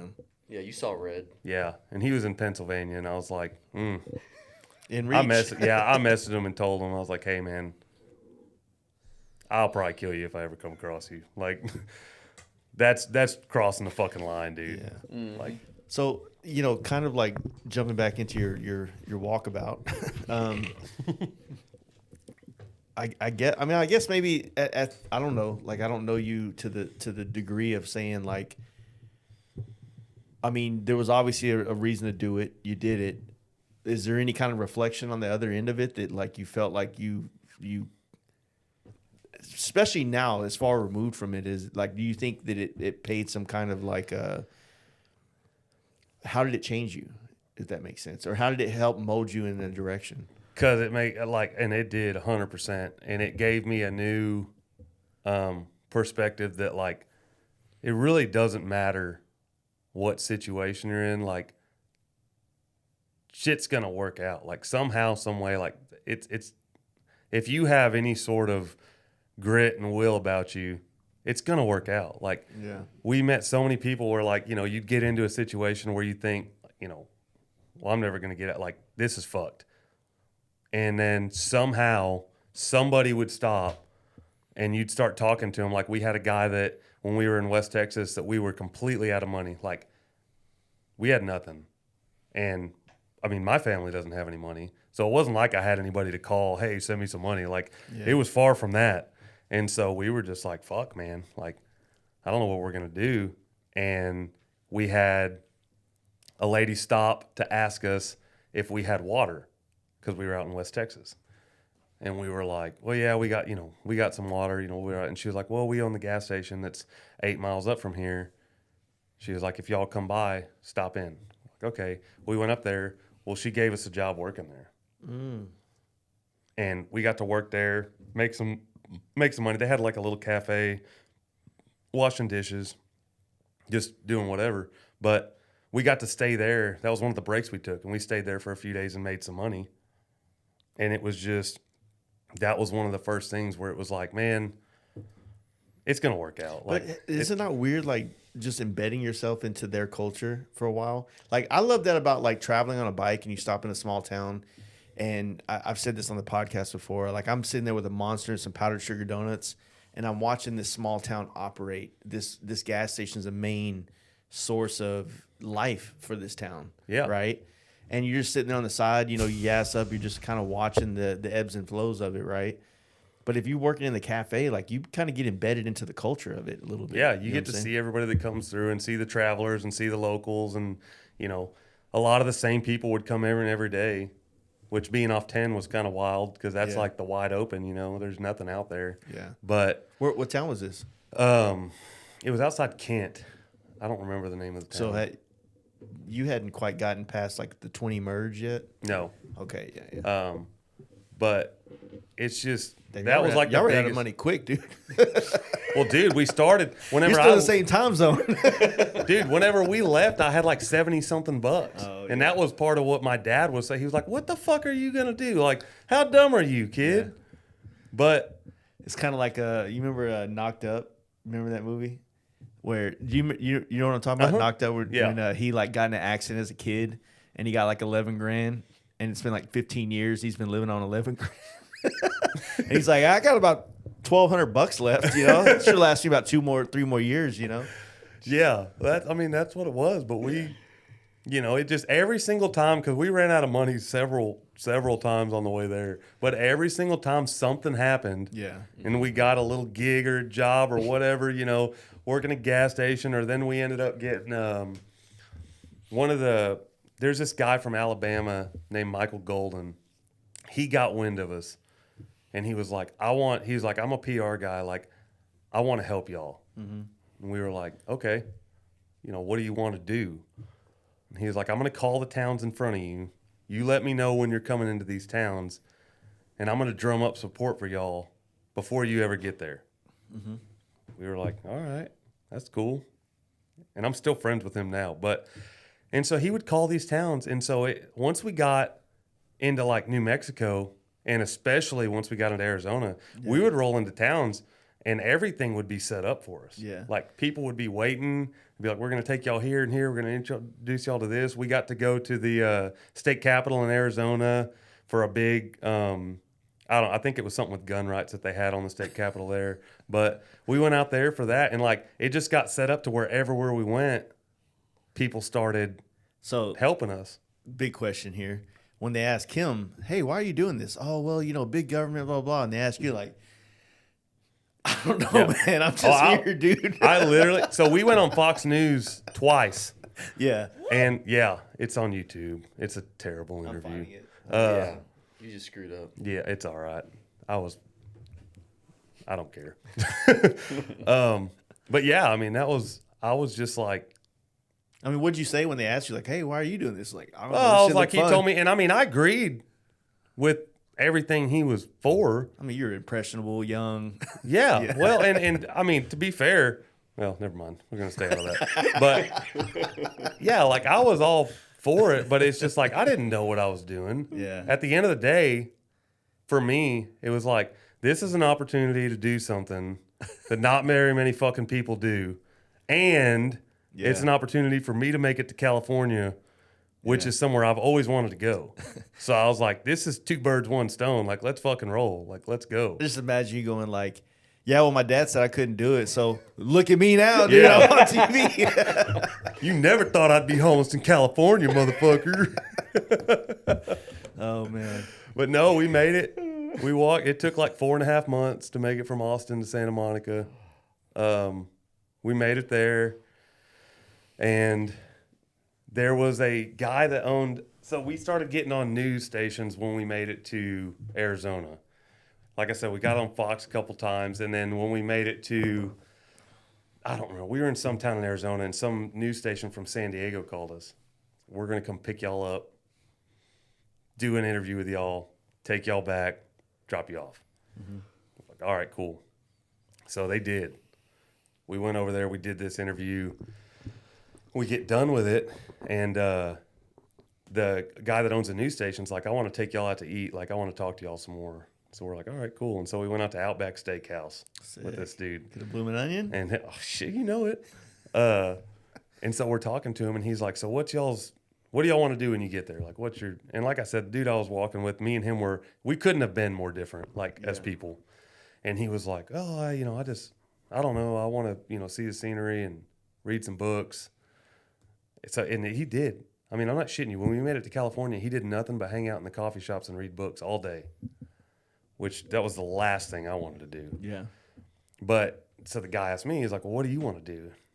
I was like, man, I've always skateboarded. I grew up skateboarding. I was like, I want to surf. Never been anywhere I could surf. Yeah. I want to surf. And he was like, I got a yacht in Newport Harbor. He's like, if you want, y'all can stay on it. I was like, hell yeah, I'm down. Yeah. And he was like, all right. He's like, well, as soon as y'all make it, just call me and I'll set it up for you. I was like, okay. And I didn't know if he was serious or not. And so we went back to Arizona, kept walking, made it all the way there. And we had like 3 weeks of just doing whatever in Santa Monica with different people. But then I called that guy and he was like, yeah, come down.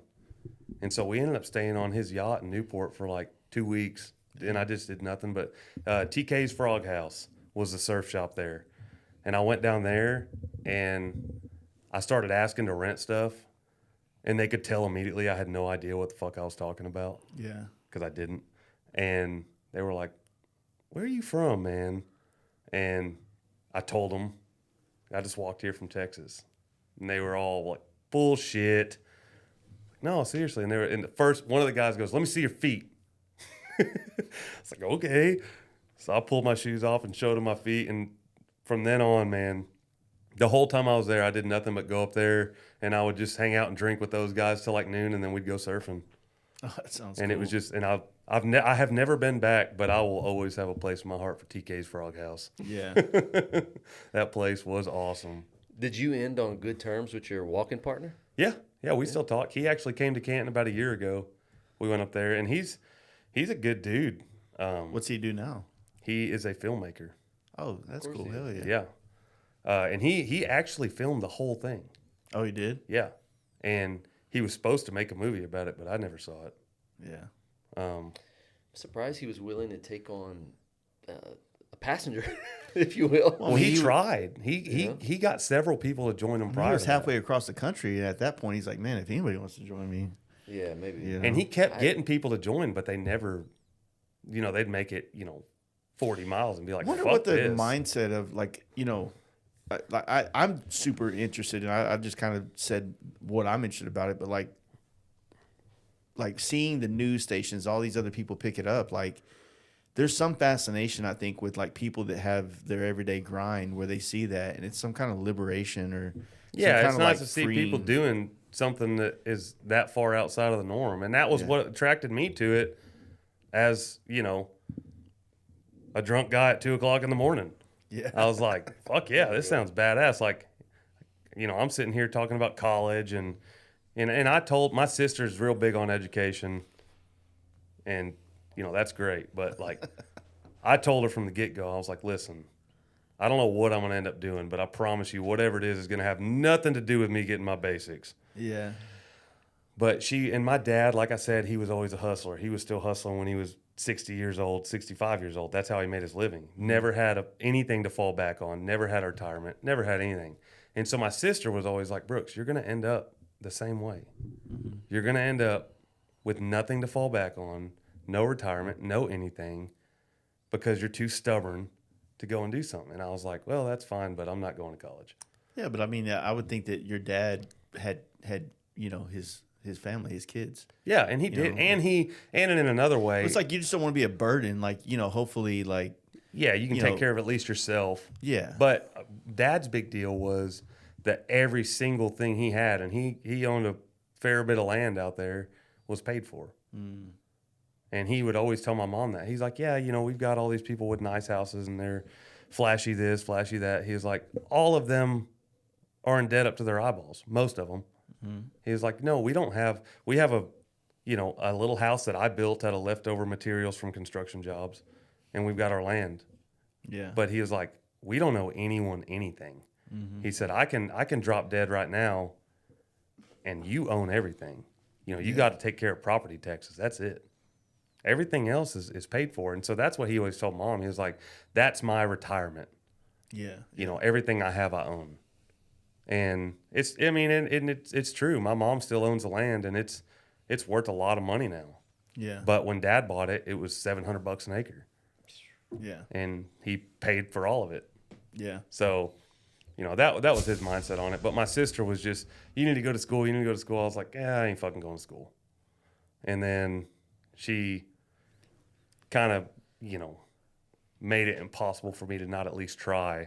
And I went for one semester, and I think I might have the lowest GPA that's ever attended TJC. I had a 0.8. Yeah. I'm pretty old now, and I'm so far removed from going to school. But like you brought this up, and something like working with Corey over the last extensively this year, but over the course of the last 2 years, I've always like I'm not good at school, math, things like that. But man, if when I was in math, if they pulled a ruler out and showed me fractions on a ruler, if they pulled a micrometer out and showed me tenths, thousandths on that, and showed it to me on a piece of metal on this, like I understand it now. I understand decimals. I understand fractions. I understand all that shit now because of the applied mathematics, if you will, of using it. And I'm like, man, I told my mom this 2 days ago. I was like, man, knowing this now, if I was scared of math growing up, but if I would have understood micrometer, I would have probably tried to pursue that, like machining and that kind of stuff in high school. Yeah, but aren't you glad you learned about chlorophyll? Exact chlorophyll. That's my fucking problem, man. Yeah. That's what I tell my wife. I'm like, they teach you shit that, like, if you go into a field where you need to learn about chlorophyll, then let that shit happen in college. Yeah. There's no reason for you to push that shit on high school kids. And it's like, they do it, but they'll never, well, these kids don't need to know about taxes, but they better fucking know about sunlight and plants. Yeah. Like, Photosynthesis. Great point. Yeah, it's like, give me a break, man. Like, why don't we do something that's actually going to help these kids once they get out of high school? Yeah. And that's why I told my wife, I was like, I want to homeschool my kid Yeah. because I want him to learn shit that's applicable to life. And there is 80% of what I learned in high school that I have never, ever used in my adult life. And there's so much shit I learned afterwards that I never even heard of in high school that I was like, why the fuck didn't they talk about this? Yeah. This did a lot more for me than chlorophyll ever did. So the devil's advocate of that, you said homeschool. My son's been homeschooled through his mom most of his life, and you don't learn social interactions, and especially nowadays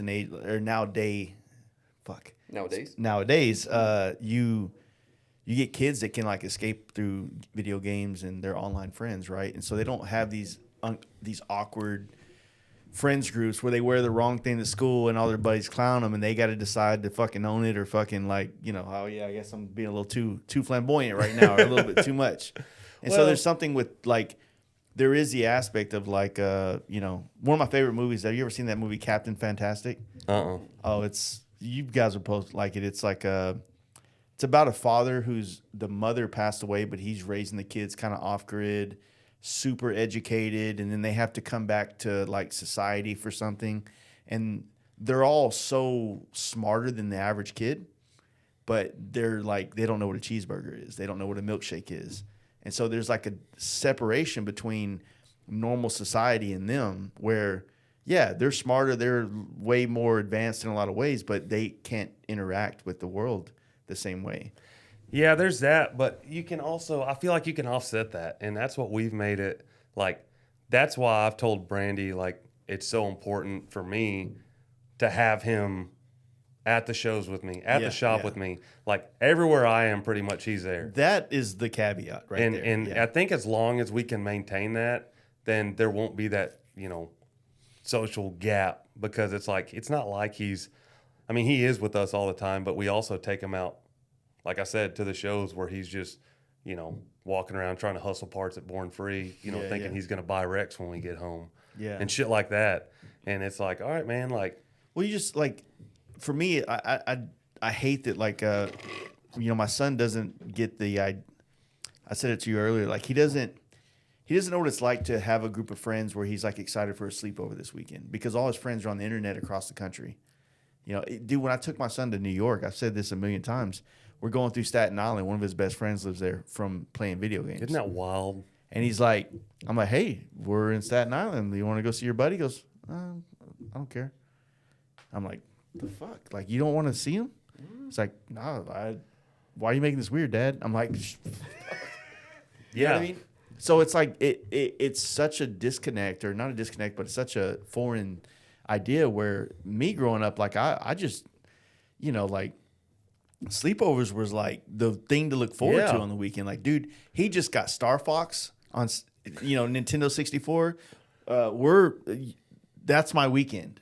We're going to Chad's house and we're playing Star Fox all fucking weekend. You know what I'm saying? Yeah. That was like, you know, like the simpler days. Yeah, but the internet. Bill Clinton was getting jerked off and blowjobs, and we were playing Star Fox, dude. That's what, like, but the internet personality thing has kind of caused that, because people are more in touch with that than they are, you know, sitting down and having a conversation. And it's exactly what you're saying. My brother's oldest son, he's 19 now, but he was really big into the online gaming. And his son was like, he's a really good kid. Yeah. But his son, every now and then would, you know, have a drink of beer or whatever. Like, that was really getting out on the edge for him. And my brother has a cabin down by his lake that's just empty. Mm-hmm. Well, one night, my brother, thinking he's doing his son a solid, he's like, hey, man, your mom's out of town. Y'all can go down to the cabin, do whatever you want to do. You know, y'all want to have a little shindig down there, do whatever. And his son was like, why? My brother's like, the fuck do you mean, why? I'm telling you, like, I don't know if I'm making this clear enough. Yeah. Like, you can go get some beer and go hang out down by the cabin with your friends. He's like, I can just talk to him on the headset. And my brother was like, what the fuck is going on right now? But that's it now. They're like, why the hell would I want my friends to come over when I can talk to them on this headset? Yeah. Which is sad as shit.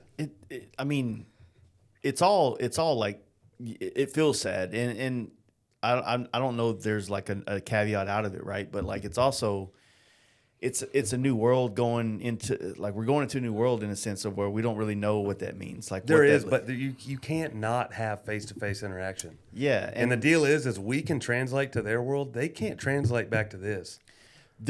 I've seen some things where people are kind of studying, or not studying. They're seeing a lot of like Gen Z wanting to go back towards older things, like wanting to feel like, whether it's film photography or they want a flip phone or something less than like what they have right now. So and of course this is a fucking like something I saw on Facebook, right? So it's like, how real so it's 100% fact. Yeah, 100%. Yeah, it's fact checked. Yeah, but I mean, once again, it's the thing. It's like the only reason I could think of that they would want to go back to that, and this is just purely speaking speculation, is because you can't replace human connection. Oh, 100%, yeah. Like, you can talk all day long on the phone and on a headset and all of that, and that's fine, but you're never going to replicate that, hey, let's sit down and talk. Like, me and you sit down, talk, bullshit. I'm looking at you, you're looking at me. You can't replace that on a headset. So if you really think about, like, I got to grow up in the culture where we met in parking lots and looked at each other's cars all night. I didn't have a drinking problem. I hadn't even done any drugs yet. You know what I'm saying? Yet, now that was 20 years ago. Now, like, the kids that we had should be doing that. But I think my generation is also being more like, no, don't be going out there. Don't do that. Or whether it's culturally, like, all the things that we love about, like, motorcycle culture, hot rod culture, car culture, custom culture in general. Like, it's the people that kind of like become the police chiefs, become the Karens living in, Karen, you said her name was Karen up in Ohio. Yeah, God bless that one. The Karens in the neighborhoods that don't want the rice rockets or the CRXs going up and down the street. You know what I'm saying? Yeah, and I think part of it's that, and then I think there's probably segments to it. Part of it's probably that. Part of it is probably, you know, there's always going to be that one upper, you know, you're never going to do it like we did it kind of thing. And then there's people that genuinely care. And the fact is that all of that and all the shit we even do now is inherently risky. Yeah. There's risks involved with it, and you just want to not subject Yeah, but do you them want to to that. take? That's the problem, right? Do you take away No. that thing? Like if your son, you know, 10 years from now, 15 years from now, tells you, Dad, I think I'm gonna walk across the country. Are you your dad or are you in that situation? I'm probably my dad. Yeah. So Because we're gonna apply all the things that we know about the life that they don't know yet, but it's that curiosity and that ignorance that Yeah. allows them to succeed in things that we didn't think they were possible, but also it can and be learn a- things. Yeah. And that was the thing. And what you're saying, whenever I told my dad I was getting a motorcycle, mind you, my dad rode motorcycles his entire life. Yeah. He told me that if I ever pulled up to his house on a motorcycle, he was putting sugar in the gas tank. Sick. He was like, "You're not riding a fucking bike." I was Yeah. like, "Yeah, I'm riding a bike. You're not riding a bike." He was like, I'm not burying any of my kids. You're not getting a fucking motorcycle." I was like, "Well, I mean, I'm telling you right now, I'm getting a motorcycle." And that, like, my first bike I got, I could not come down the driveway with it. He wouldn't let me. Yeah. He was like, "I'm fucking it up. You bring that thing down here, I'm fucking it up. I'm not watching you on a bike." And that was somebody who did nothing but ride bikes his whole life. And then finally, after like bike 3 or 4, he was like, "Motherfucker, I don't Yeah. think I'm beating this out of him." Yeah. And then we started building bikes together. But before that, You had a man- prospect, dude. yeah. Before that, he was not having it, man. He was Yeah. like, "You are not riding a bike." But I think that's what I'm talking about. Is it's like, you know, there's so many goods with it, but like, as an old man that's been through it all, I feel like you just weigh the risk a lot heavier, because you know, like my dad, like I said, you know, went to jail, did all that shit, had gone through the wrecks, had, you know, he'd just done all that, and that's all he could remember, Yeah. Yeah. you know, and not realizing that maybe there was a happy medium to it where you can have a lot of the good without all the bad. Yeah. Like, yeah. you know, we don't all have to go on fucking cocaine benders for weeks and going up in prison. Yeah. I mean, it's an option. That's not inherent of like riding a motorcycle. Like, Exactly. next thing I know, you're gonna be doing cocaine. But to him it was, because Yeah. all he could remember was, man, we were always doing cocaine and riding motorcycles. It's part of it. Yeah, he used to tell me all the time. He was like, "I got the Here's your world first record." Sportster, and here's your first 8-ball. Yeah, he used to tell me all the time, "I think I hold the world record for putting the most Corvettes up my nose." And my mom would she was like, "I was a poor kid from Michigan, and then I met your dad, who was this fucking cocaine cowboy." Yeah. She was like, "I didn't know what to think of him." Yeah, but to do cocaine in the 70s, that'd be sick. Yeah. Oh, he'd tell us that all the time. He's like, "I feel sorry for you motherfuckers." He's like, I 'cause mean, not nothing's to like like it have a was. cocaine addiction in the 70s, but just to like, that's a dude. When I different topic, but same line. I get to flex every once in a while when I get to say, you know, I had sex in the 90s. You know what that's like? No, you don't. Just fucking raw dog in the 90s. Yeah. I mean, it's a weird fucking flex, right? It's like that dude on my fucking thing talking about like whatever, but like, and then obviously someone can be like, "Well, I had sex in the 70s, dude." It was shag good. carpet. Yeah. Left it all in there. Yeah. So there's like there's all that shit, but I don't know. I think that it's hard, or I question it's how much of like culture are we also stripping away from kids because we're trying to be overprotective because of how much access to information we have. And so we're kind of more worried about things, even though that this shit always existed. We see it now. We understand it because of the internet. There's always been crazy shit going on in the world, you know. It just never felt that way because it wasn't. Front and center. Yeah, You couldn't log onto your phone and watch it all. Yeah. Yeah, that's true. Kids walking down the street. I used to be 3 miles from my house when I was a kid at fucking 7. Seven, dude. But once again, that also goes back to the, There was less people back then too. and there was, I, like I said, might be wrong, but I feel like there was more regard for life back then, and people looking out for each other, and people like, you know, looking out for kids. And then now, and this is a whole other topic, but now you've got the fucking epidemic of child trafficking and shit now. Yeah. To where, like, I think about that with my kid all the time. To where you know, you look around and you're like, do I want them to, you know, go bullshit with people and have a good time? Absolutely. But, you know, how do I know? Taken fucked us all up, right? Yeah, that Taken motherfucker. movie. Because we don't have those set of skills. You know? Not to the degree that he does, allegedly. Yeah. So, But that's, you know, there's just so many more worries now where it's like, you know, the shit that's going on now, like, yeah, there's a lot of shit like you're talking about. It's like, well, this has been here forever. We're just seeing it more. But on the flip side of that, like, you know, the child trafficking thing, it's like, has this always been this bad? I don't think so. yeah. Now we got, you know, kids getting snatched up everywhere, and it's scary as shit. Does that stuff come across your radar and what you do for a living? Like, as far as, like... Man, not that much. You're a firefighter for the people listening. You're Yeah, hearing that. I don't get to see it that much. I mean, we see, you know, a different side of child abuse sometimes, but I can't recall really any altercations where I like knew there was a child trafficking situation going on. But it's just, and I feel like, once again, this is a fucking rabbit hole that could never end. But, you know, I feel like mental illness now is a lot more prevalent because it's so medicated. Yeah. And it's like the first thing that happens, the first thing anyone wants to do is throw medications at it that have all these side effects. And the next thing you know, you're on another medication for the side effects to that first medication.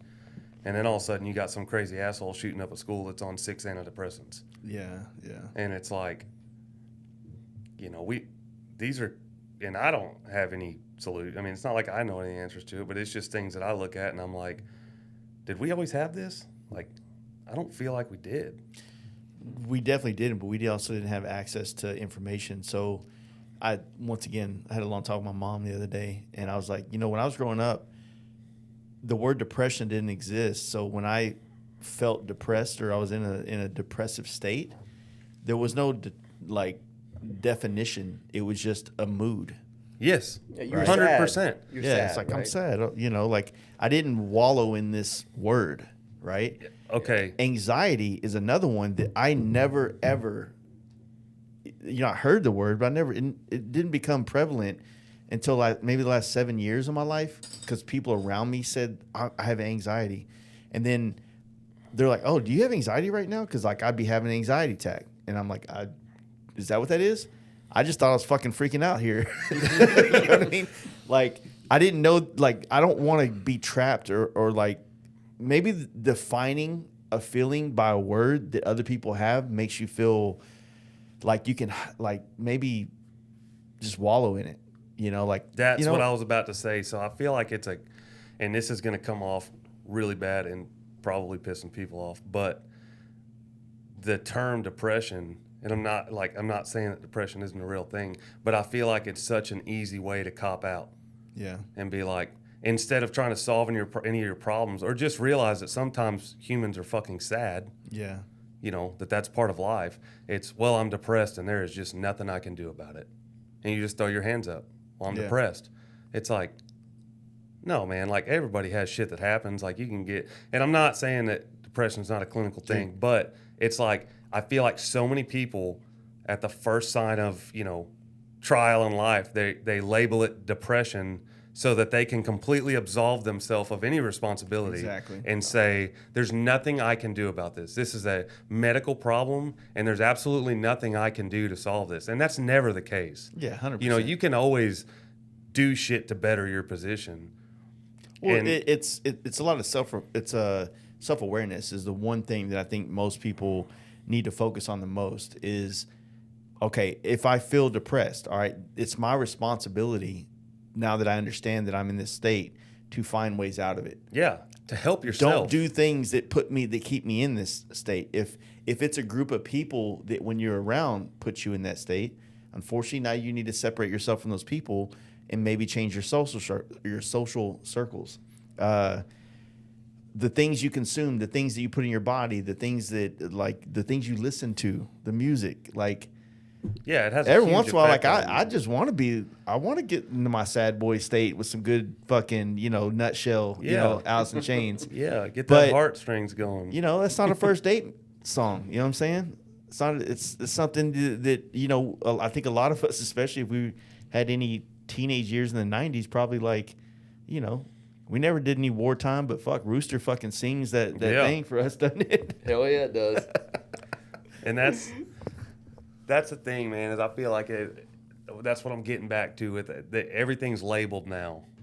And I feel like it absolves people of responsibility. And at the end of the day, even if you do have something going on, it's still your responsibility. Nobody, with some exceptions, but truthfully, like, you shouldn't expect anybody on this earth to care about you more than you do. Yeah. So it's ultimately your responsibility to fix whatever the fuck it is you got going on. Yeah. Depression's a thing, yeah. But I feel like we've watered the word down Yeah. to where anything that makes you sad is, well, I'm depressed now. It's like, no, you're not depressed. You just had a bad day. Yeah. Like, get the fuck over it. It's like you said earlier about like when you're walking, it's like things always work themselves out. Yeah. If you can be still long enough not to fuck it up worse, things will kind of rubber band back. And put yourself out there. And that's Yeah. the biggest thing, is putting yourself out there to fuck up and to get yourself in those situations where you're like, fuck, man, I don't know what I'm going to do. And then shit always works out. And then you carry confidence out the other side of that you never had before. Yeah. Because you're like, man, I got myself in a fucking bind there. And guess what? Here we are living the good life. Yeah. We're on the backside of it. And you look back and you've got this confidence about life because you're like, I've put myself in situations and I've got out of them. I've always wound up on the top side. So you're not afraid to put yourself in those situations anymore. Yeah, as long as they're aware of the fact that like in those situations, decisions were made that put you in. Like, there's always a choice to be made in every situation, right? And the choices you make ultimately take you out of those spots, right? You don't want to tell people like, hey, just this will all work itself out. You know what I'm saying? Like, just try no, meth. No accountability. You know what I'm saying? It's all right. Yeah, it's No, and there's a risk versus reward too, though. Like, you take some gambles in life and you're like, man, this is going to end up real good or real bad. yeah. But if they end up real bad and then you can, come out the backside and capitalize on it and you're like, see, I solved that shit. Yeah. Well, it gives you some life confidence Yeah. versus like I was saying where you're like, I'm, 55 years old. Let's try meth. Yeah. Well, there's no reward there. That's like a 0% success rate. Probably not the gamble to take. Yeah. Probably not. Sounds like the guy you were talking about before we started the podcast. Oh, like, boy. Trailer man? yeah. He's a good guy.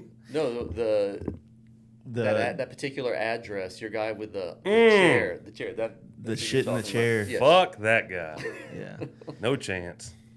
Well, bringing it back to motorcycles. Yeah, now that we've solved the world's problems. Yeah. At least we. Not. How over the last couple of years, like how rampant would you say like the world in which you're a part of, as far as like, actually maybe a better question is like, is there a scarcity of certain things, or is it all kind of like bullshit? I mean, obviously, like the older we get, you're talking like 100-year-old motorcycles, knuckleheads, even maybe some panheads, maybe hard to find, but they're still out there. They're still in barns. There's probably one within 10 miles from here in a garage, in a barn that we don't know about. You know what I mean? Like, yeah. So the truth is somewhere in the middle. Like, you've got the guys that will have you believe that they've got There's the no more only FXR one frames. that's ever existed on the face of the earth, and you'll never find another one. And then you've got the other dudes that will talk about, mainly older guys, and they'll talk about how, well, fuck, back in the 70s, I bought one for $300. Yeah. And it's like, okay, well, both of you are wrong, because they're not $300 anymore. Yeah. Like, they're way more expensive than that.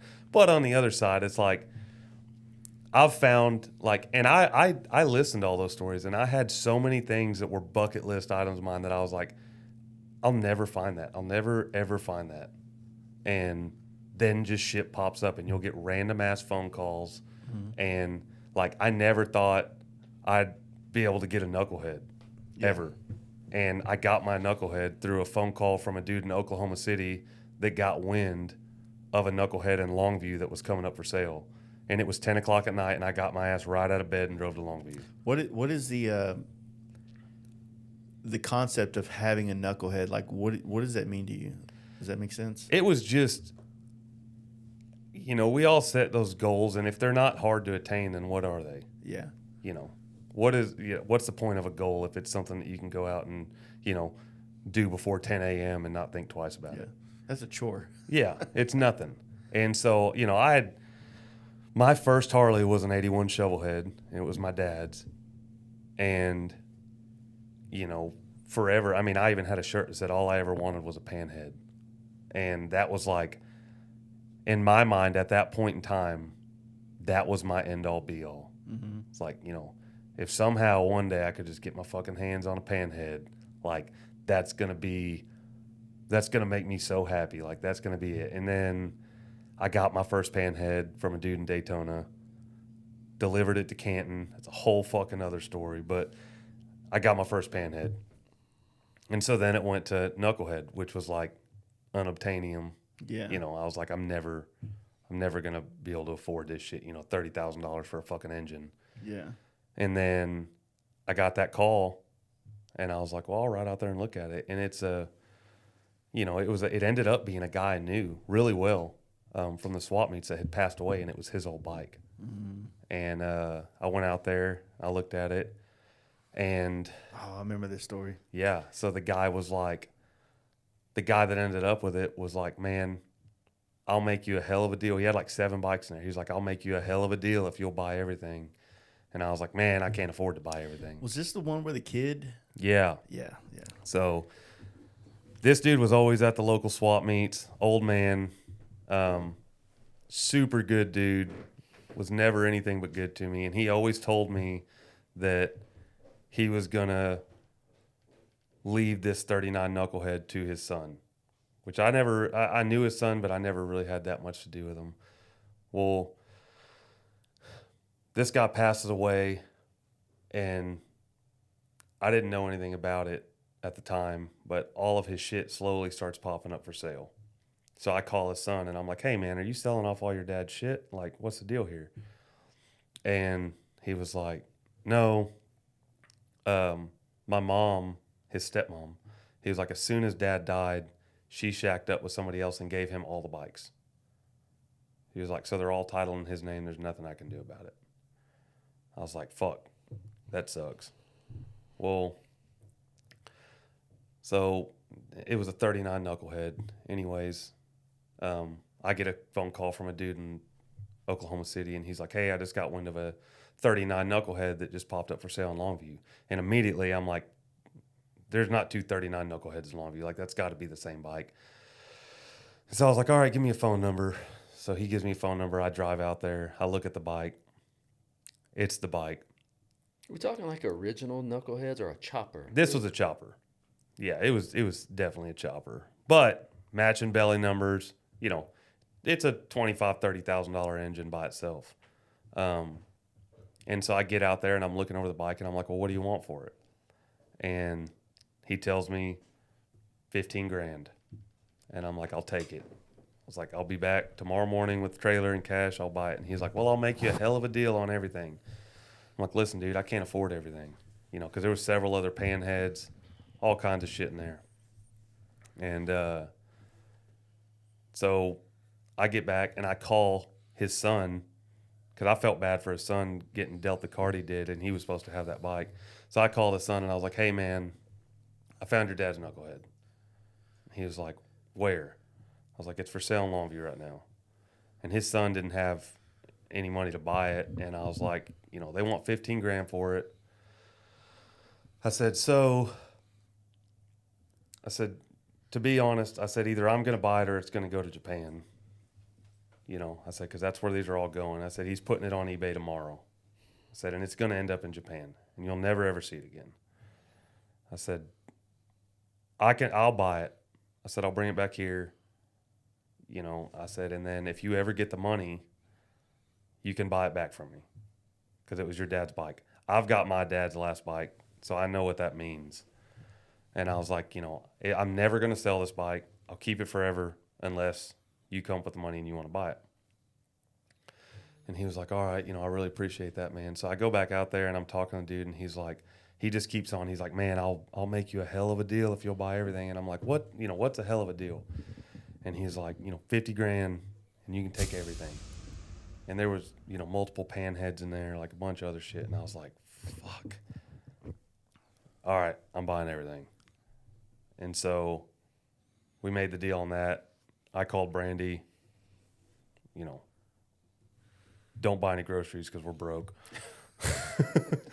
And I bought everything and brought it back and started selling off some of the other shit to try to make some of my money back, whatever.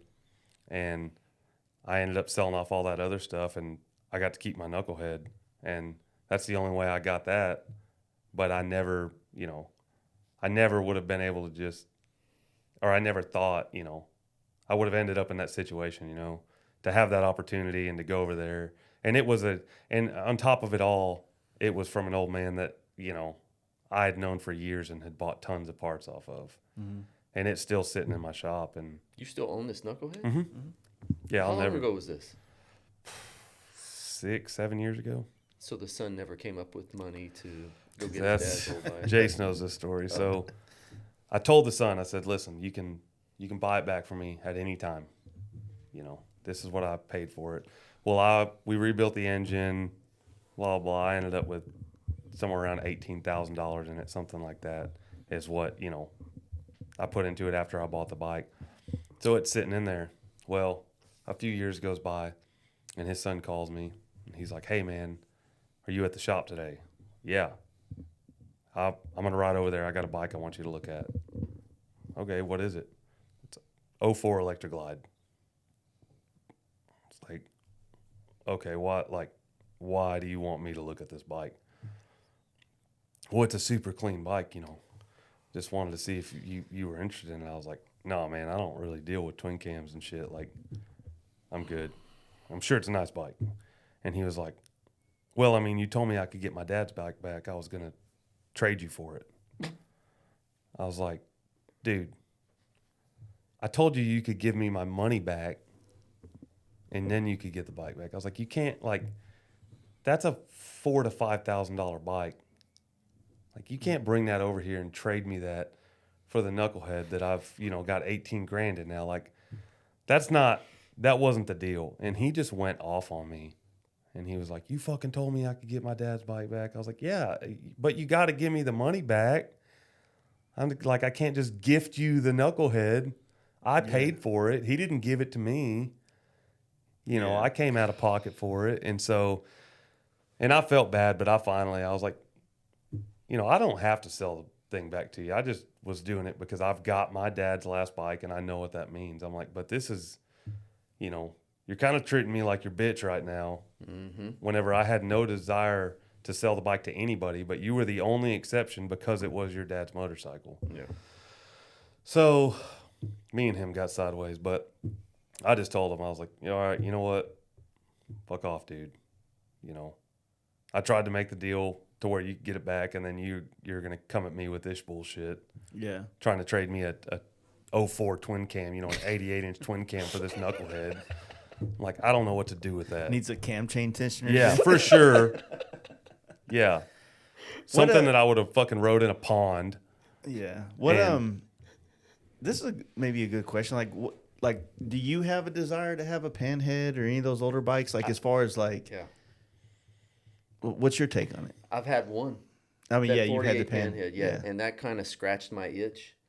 And they are fun to own and to ride, but it's just ultimately, I think I'm just more of a new age kind of modern. Does having a motorcycle where there's a higher desire for it, like always in the back of your head that there's a price tag on this bike, like make it to where it's hard to enjoy it? I was talking to somebody at Born Free about this. I was like, the absolute best chopper that you could ever build is a cone shovel.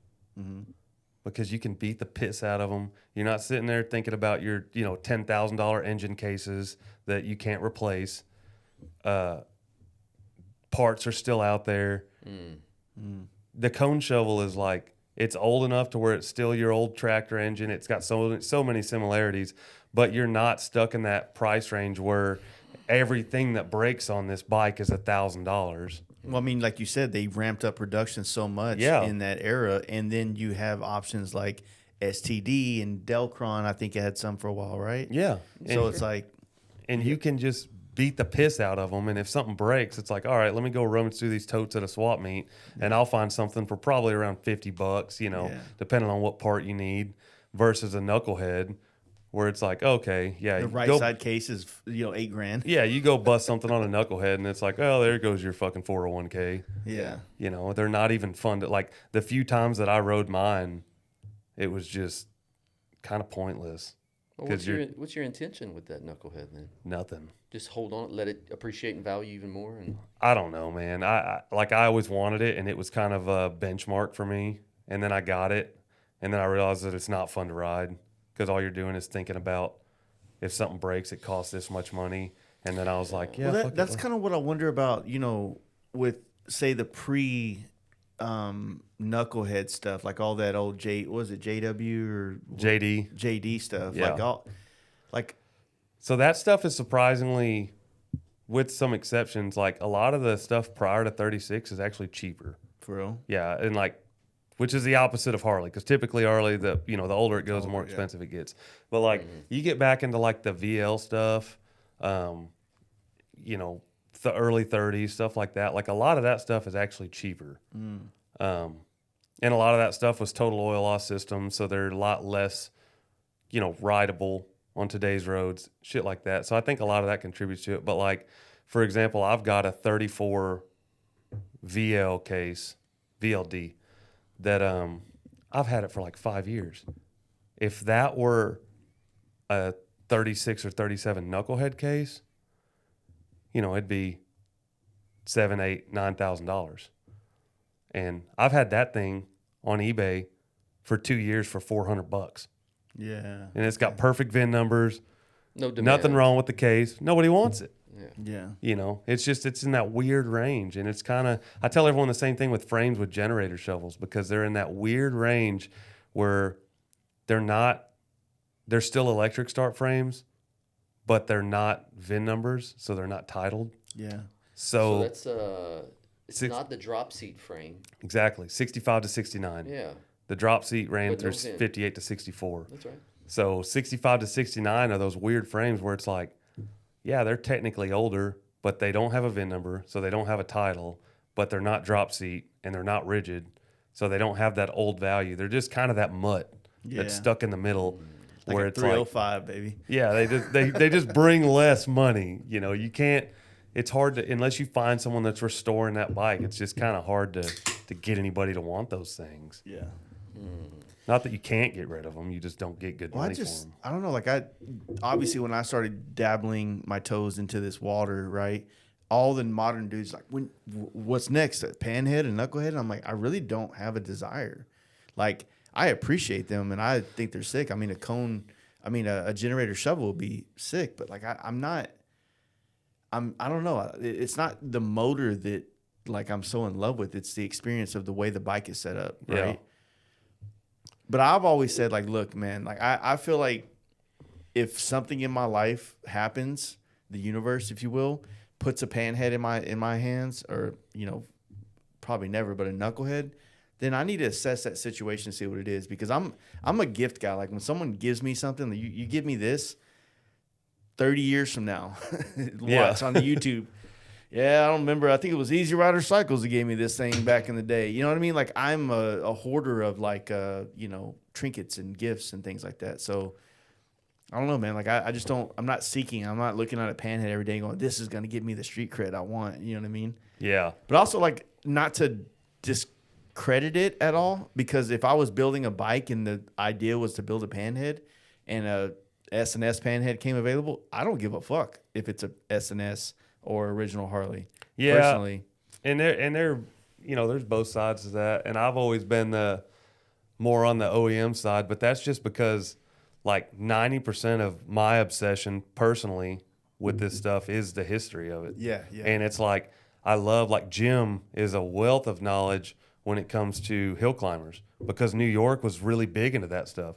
So Jim will send me all these pictures of these old hill climber setups, you know, with these massive ass rear sprockets on them. Stunt rider like, sprockets. Yeah. And it's just all these people. And, it, you know, he's got pictures of these people on Knuckleheads just climbing up these hills. And he'll send them to me. And he's like, this is where I'm from.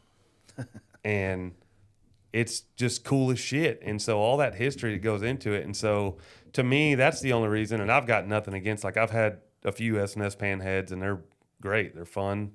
They run awesome. But It's like to having me, a cone shovel, but with a pan. but to me, it's like half the fun is looking at your engine and being like, man, I wonder what the fuck this thing's been through. Like, I wish I could see some of the stories of this bike leaving some of the places it's been. You know, like my first panhead was my 48 that I still have. And I'm like, I wish like hell I could go back and just look at some of the stories that this Like thing when has. it came off the lot. Yeah. It's like- when it came off the lot, and then how, like, that when I got it from a guy that owned a machine shop, and he said that some dude traded it to him for a work Iota when he went to prison. And that was back in the 70s. And he said it sat there that whole time. His name was George Quinn. He was out of Florida. And I traded him an 85 Evo with a sidecar on it for it. And the night before I traded it to him, I ran the sidecar through a barbed wire fence and fucked it all up. Sick. And I called him and I was like, hey, man, we got a problem. He was like, what's up? I was like, well, I had like 7 people in the sidecar last night and I couldn't stop it in time and I ran it through a barbed wire fence. And he was like, well, what'd it do? Like, well, I mean, it's barbed wire. It scratched it all to shit. And he was like, does the bike still run? I'm like, yeah, the bike runs fine. He's like, well, I don't give a shit. I was like, perfect. Hell yeah. This is exactly, this is the guy I need. Yeah. And Your he showed kind of up. people. Well, you remember when FXR Mike got that the Krusty Glide? Uh-huh.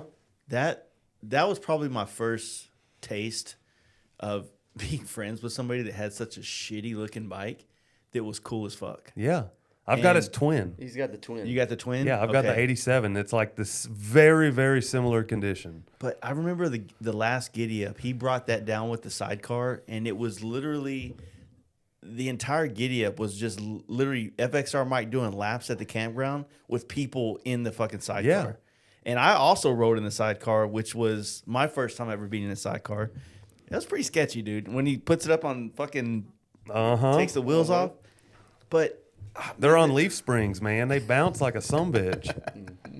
when Danger Dan borrowed it to go across the country on the to go to the congregation show. Yeah. God, dude, you know what's crazy is like just the podcast sphere of Dallas Fort Worth with Dan, Mike, everybody. Like, there's fucking Netflix documentary stories. You know what I'm saying?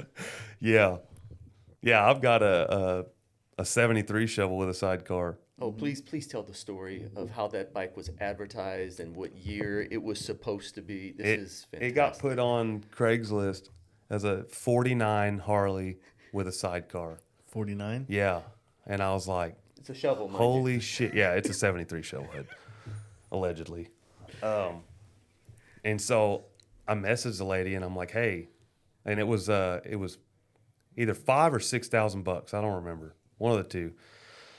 And I was like, hey, and so I'm thinking this is a 49 Hydroglide with a sidecar. Yeah.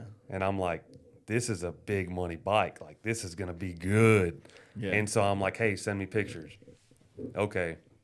Never sends me pictures. This went on for 2 weeks. I'm like, hey, I'm ready. This was in north, like far north Arkansas as you can get. And I'm like, hey, I'll come buy the bike. You know, I just kind of need to see what I'm looking at here. And she just will not send me pictures. She keeps telling me she will, she won't. Finally, I was in my brother's pool at like 4 p.m. and I'm like, fuck it. I'm just going to drive up there. Whatever. So I messed around Just like, stewing on you for 2 weeks. yeah, I'm like, give me your address. You know, I'm on the way. So she gives me her address. I'm getting my trailer ready. My wife is 6 months pregnant. Sick. And I'm backing up and she's like, what are you doing? I was like, I'm going to Arkansas. What are you doing there? I was like, I'm going to pick up a sidecar for our new baby. You know, the fuck else is a baby going to do but ride in a sidecar? And she's like, well, I'm going with you. And I'm like, no, you're not. Yeah. She was like, yeah, I want to go with you. I'm like, it's not a good idea. And she was like, why? I was like, because I don't know where I'm sleeping. I don't like, it's already late afternoon. I'm rolling out. Like, it's 6 hours from here. Like, it's just not a good idea. And she was like, I want to go. And I'm like, all right, whatever. I don't care. And so we've got my utility trailer, just, pipe top trailer. Yeah. And we're rolling, and I got out of there late. And so in my mind, I'm like, well, I'll just stop at K River Campground, sleep there, drive the rest of the way. We pull up to the front, and there's a table at the very front out by the road. So I'm like, what the hell is this? And I pull in, and they're like, well, there's a club event. It's club members only tonight. And I was like, listen, man, I just need a place to sleep. It's like, I'm literally just crashing and rolling. And they're like, well, what kind? And I told them, I was like, I'm going to North Arkansas to get a bike. Like, what kind of bike are you going to get? It's like a 49 panhead with a sidecar. And they're like, well, it's going to cost you $20. It's like, that's fine. It's like, and I told them, I said, I'm going to park in that far back right corner away from y'all. Like, I promise I won't bother nobody. I'm just trying to go to sleep for a few hours. Like I said, my wife is 6 months pregnant, and they're like, it's going to be $20. I'm like, here, throw them $20. We drive back there. And we get back in there, and I'm setting up our pillows and, bedding on this trailer so we can sleep outside. And I got everything set up. My wife's laying there, and I finally get back there. I put my pistol under my pillow. I'm going to sleep, and I'm like almost passed out. And my wife's like, Brooks. I was like, what? There's something in the woods. I'm like, yeah, I'm sure there's a lot of fucking shit in the woods. We're on a river in the woods. And I lay back down, and she's like, Brooks, it's getting closer. I'm like, oh my God. Like, it's fine. Like, just chill out. It's okay. I lay back down, and she's like, Brooks, it's right beside us. I can't sleep no more. And I was like, what do you want me to do? I was like, do you want me to get up and start blasting this fucking armadillo with my pistol when we're in the middle of a club event and I'm the only person here not in the fucking club? Do you think that that's a good idea? Because I'll go kill the shit out of this armadillo if you want me to, but I'm telling you, it's a fucking bad idea. And she was like, she just gets quiet. And I lay back down, and I was so amped up, I was like, fuck it, I can't sleep anyway. I was like, just get back in the truck, we're leaving. And we packed right back up. I rolled back out of there. She fucking passes out in the passenger seat, and I drove straight through the night, and we pull into this town in Arkansas, and I pull into a little breakfast diner, and I wake her up, and I'm like, hey, we're here. Let's go get something to eat. And she's got her feet up on my dash staring out the window, and she goes, yeah, I don't think I'm cut out for camping anymore. I was like, yeah, you think so? And so we roll into this lady's garage, and we roll it out, and it's a fucking sparkling burgundy cone shovel with a factory sidecar on it. And I'm like, this ain't a 49. Yeah. And she's like, she argues. She's like, yeah, it's a 49. It's like, no, ma'am, it's not. She's like, well, I got the title that says it's a 49. I'm like, go get that. And so she goes and brings it out, 49 FL title. And I'm like, well, this don't match this bike. And then I go and look, and lo and behold, there's a 49 FL VIN number on that engine. Highly altered. And I'm like, a little crooked. I'm like, spaces are a little off. Fuck. I'm like, this is not what you think it is, but that's all right. That's okay. I just want something for my son to ride in. So I bought it. We brought it back home, and that's been my boy's ride. That's cool. Up until this flathead. Mind you, this was a factory sidecar, yeah. So it was super valuable. Yep. It was worth the price that it you was paid worth. for the Yeah, bike. it was worth what I paid for the whole bike, just sidecar. But I took it out on the trails one night with Mike, FXR Mike, in the at Yellow Rose Canyon, and we got it fucking buried, just completely buried back there. Speaking of that, like, it was so good. I saw him for this much time at the corn dog line at Born Free this year, and I don't know, man. That I would have never gotten to FXRs if it wasn't for him. You know what I'm saying? Like, he's been a shaman of mine for so many years. But when you had said, or one of y'all said that FXR mics, you said you gave him the keys to the shop. Yeah. To just go get on a RT or something you had at the shop to come out and. Yeah, because he called me and he was like, "You got anything I can ride?" I was like, "Yeah, I'm riding my 64 or my RT, whatever." And he came out and we messed with my 64 a little bit the day before. And then we started up, and the generator light was on. And I was like, It's like, well, I need to test the charging system and make sure it's charging before you try to make that ride on it. Well, I tested the charging system, and it wasn't putting out at all. And so I called him, and I was like, hey, man, it's like, you can come get the RT or, whatever, but the 64, it ain't charging. He was like, that's fine. So he went out there, and he got the RT, and that was the first time. I mean, I haven't rode that thing since Fandango a few years ago, and he jumped on it and rode out to Yellow Rose on it. And that's like I said, that's kind of like the twin to his 86. Old crusty. The only jockey ship bike I've ever ridden is his Shovelhead. White and black one? Yeah. Before that, I remember we traded bikes on the way back from Giddy Up in 17 or 18. And I rode his from Lem Passes to Heiko or some shit on the way home one day. So it was all highway. It wasn't like I was going through the city jockey shift. And I remember we did a podcast. I used to live in downtown Dallas, and we would do podcasts in my conference room for the apartments. It was like a business center. Yeah. And that was the studio, dog, and we would do that. And I remember because it was I think he made it to where it was kick only or something like that, or Yeah. And it was kick only. we were going somewhere to Hooters or some shit, and he died in the middle of the street and couldn't get kicked over. It's like, fuck that, I'm never doing that shit. Now look at you. Yeah. I don't remember what bike it was, but he came out there. We were going to Pigsty one year out in Wills Point. And we went to the gas station to fill up, and we swapped bikes. And I rode that white and black shovel. It might have been my 68. I don't remember what it was. But he rode my bike, and I rode his out there. And I remember it was just, none of my shit is nice painted at all. And so being on a bike like that, I was like, fuck. Now I know why I hate this shit. I'm still not done with that paint job, by the way.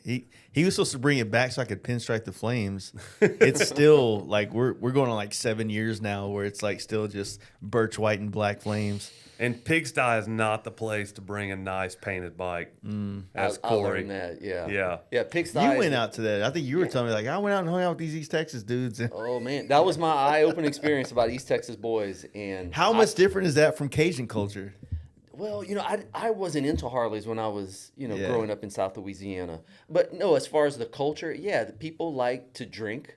They like to eat good food and, just have a good time. Yeah. But this whole thing, this Pigsty is revolving around pastures and Harley-Davidsons. And I show up on my freshly restored 84 FXRT. Nice.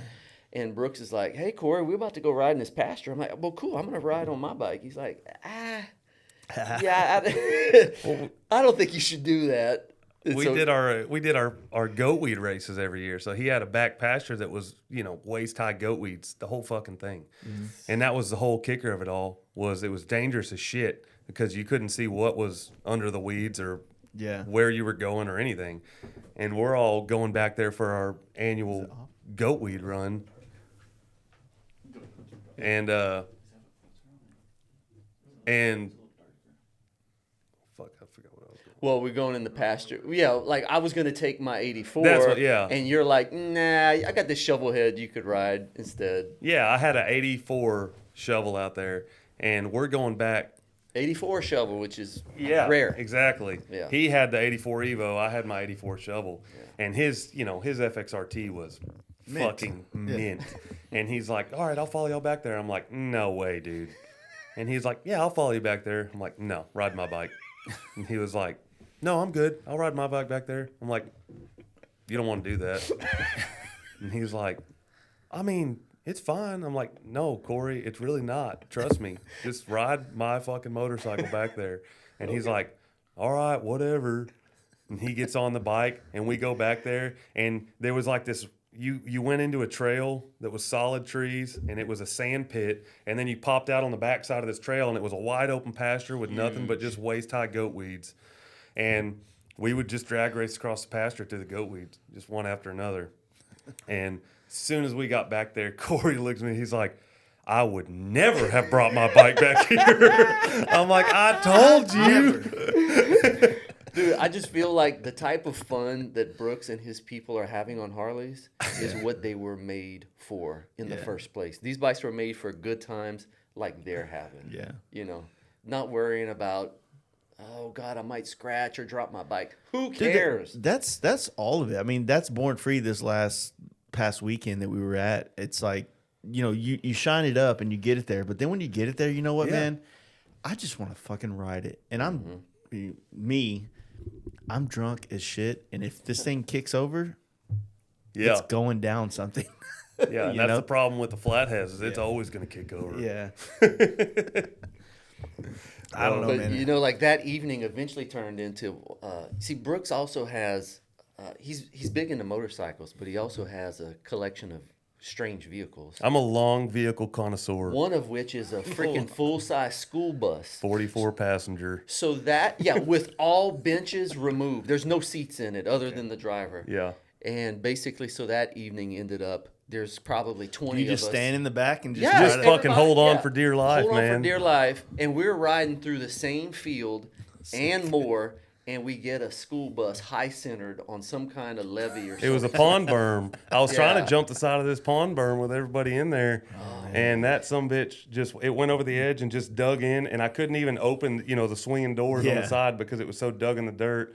So the front wheel was about a foot off the ground and just spinning, and we all had to bail out the emergency exit. Sick.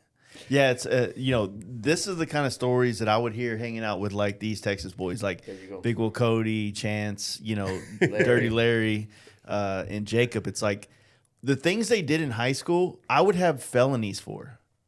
I would have a record to the point to where I wouldn't be able to get an apartment. Yeah. You know what I'm saying? But nobody's gonna call the cops out there. Yeah, it's like, no, that's just kids being kids. It's Yeah. freaking fun. Like everybody's out in nature having fun, and most of the fun that I've had with Brooks typically ends up with something getting stuck, Hell yeah. and you need to go get help to get towed out. It's a recurring theme.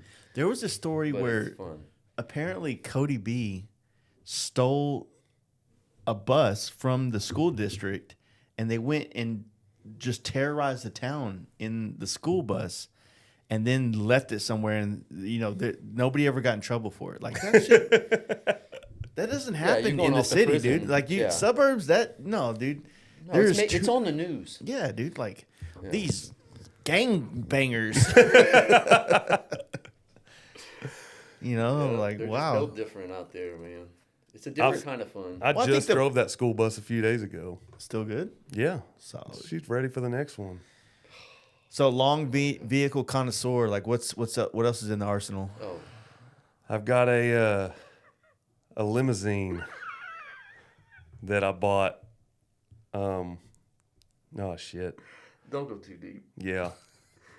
My wife went up north to visit her family, and she was gone, and we decided that we were gonna go out on a buddy's boat that night, and he had a boat in Rockwall, and they were all partying still, and I was done. So I was like, well, hell, I'll go pass out on the back of the boat. And I just told him, I said, just wake me up when we get back in, and, we can leave, whatever, because I rode with them. Well, I woke up the next morning. Everybody was gone, including the owner of the boat, except for one other dude that was sitting up front making margaritas with a captain's hat on. It's like 9 o'clock in the morning. And I'm like, man, I was supposed to go home. And so I'm calling my buddy that owns the boat, and he's not answering. And I'm like, hey, man, I rode with you. I need a ride home. And he was like, not answer. Finally, I was like, screw it. I'm just going to get me an Uber back to Canton from Rockwall. Damn. And I was like, I'll just leave. So I call this Uber, and they're, on the way. And while they're on the way, my buddy calls me back. He's like, hey, man, sorry. And I'm like, dude, where are you at? And he's like, I'm on the way back to the boat. I'm like, well, I already got an Uber. And he's like, cancel it. It's like, no, I'm good. He's like, no, cancel it. He's like, we're going up to Sideways on the lake. We're going to play cornhole up there. And I was like, okay, whatever. And so we go up there, and we're sitting there, and we're playing cornhole and BSing, and I get on Marketplace, and we find this limo. The guy had it listed for $3,000. And I'm like, damn, that's a deal. And so, and Damn, that's a deal. And so I'm looking at it, and Did you cross reference this as being a deal to any other like? not at all. I just just personal? knew if I can get a limousine for $3,000, Yeah. I mean, I'm a fool not to. Yeah. And so But you know, you got to hit him low. And so I'm like, shit, I'm going to offer this dude $2,000. If he's going to take $2,000, we're going to get this. And I already told everyone, we're going to get this limousine now. Yeah. And so I offered him $2,000. And he comes back and he's like, I'll take it. And I was like, well, shit, boys, we just bought a limousine. So we're getting ready to head to South Dallas to get this limousine. And I didn't message him back again because, you know, I'm trying to get my ducks in order so we can get down there. And then he messaged me back again. He says, I'll take $1,500. I'm like, what the hell? Like, this guy sucks at negotiating. And so I'm telling everybody else, I'm like, this dude just said he'd take $1,500. Like, we got to go get this thing. And so I'm once again getting everything set You probably up. said 12 and I'm there. Well, and I'm trying to get everything set up, and he messaged me again and says, I'll take $1,200 if you'll come get it today. And I'm like, this guy just keeps going lower. And so I'm like, let's go. Like, let's go get this thing. And then I'm like, all right, wait a minute. Like, this is getting kind of sketchy. He went from $3,000 to $1,200. Well, I've got a buddy that works in the task force in Tyler, and so I get a picture of the VIN number, and I sent it to him, and I'm like, hey, man, run this for me, because I ain't trying to get pulled over and get Grand Theft Auto on the way home or anything. And he runs it, and he's like, and he runs Harleys for me all the time. Yeah. So I sent him that VIN number, and he messaged me back, and he's like, Brooks, why are you buying a limousine? And I'm like, listen, dude, I just need to know if it's clean or not. And he was like, well, it's clean. I was like, all right, that's all I needed to know. So we go over there, we get there, and he fires this thing up, and the catalytic converter's cut off of it. So we get in this thing to go back South to Canton, Dallas. and we're just straight up. I mean, it sounds like Dale Earnhardt going down 20 in this giant ass limousine. And we get back in Canton, and we're rolling around, picking everybody up, you know, just balling in this shitty ass Lincoln limousine. And Did it have like the little thing on the back deck lid with the talking about like the little bird thing? Yeah. Yeah. Those It are has sick, dude. it's got a wraparound couch in the back, and it had a full mini bar on the passenger side. Damn. All the glass is still in it. I mean, everything. For $1,200? For $1,200. For $2,000, I would have bought that With for a sure. 50. I mean, you can't afford to not buy it. When people come to Dallas, like when they come do the podcast, they fly in. Like my whole deal is like I want to show them something fucking weird and fun. Well, let me You tell know? you, buddy. I'll be your You want to huckleberry. park it here? We'll just keep it. We'll keep it maintained for you. You know what I mean? Brandy will be stoked. Oh yeah, Brandy would love if that thing was gone. Cause yeah, she called me that next morning, and she was already like with her family and in bed the night before, so we hadn't Yeah, talked. she's on the road. Like she's gone. Yeah. He's on his own. And she was like, she called me that next morning while we were playing cornhole, and she was like, "Where are you at?" It's like, "Oh, I'm in Rockwall." It's like, "What are you doing in Rockwall so early?" It's like, "Well, I never went home last night." And so she was just immediately, you know, not happy with me. And so we hung up and we didn't talk anymore. And then she stayed the rest of her trip there, and she hadn't talked to me because she was mad at me. After that was when the limo purchase happened. Yeah. So I never got a chance to tell her. We weren't talking. And then she comes in DFW, and her friend picks her up, and she pulls up to the shop, and fucking limousine's there. So she's like super not stoked now. Yeah. She's like, whose limo is this? That's ours, baby.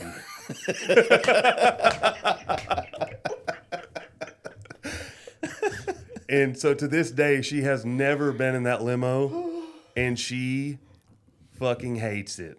Damn. Like, it reminds her of that, and she's like, the last thing I told you was to not go party. And what did you go and do? You went out and slept on a boat and bought a limousine in South Dallas and drove back. And whenever we got back, we went up. There used to be a bar in Canton just outside of town called Wind Down. And we pulled up there in the limo, and my mom's there. And we pull up in the limo, and I had bought this bow tie and white gloves. Yeah. And so I'm cruising around. I had board shorts on with no shirt and a bow tie and white gloves. Yeah. And I pull up, and, you know, Wind Down is a very, like, it was supposed to be a wine bar, but it quickly turned into just a redneck Yeah, establishment. Coors Light. Yeah, and so we pull in, and so of course everybody's kind of like, "Damn, who's pulling up in here in a limo?"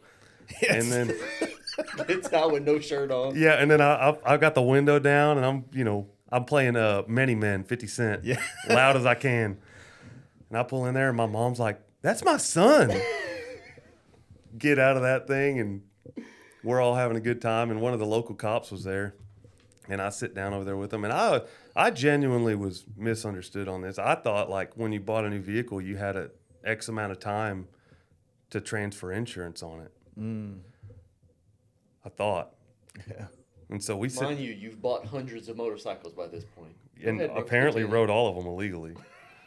But I sat down with that cop, and he's like, "Where in the hell did you get that limo?" I was like, "South Dallas."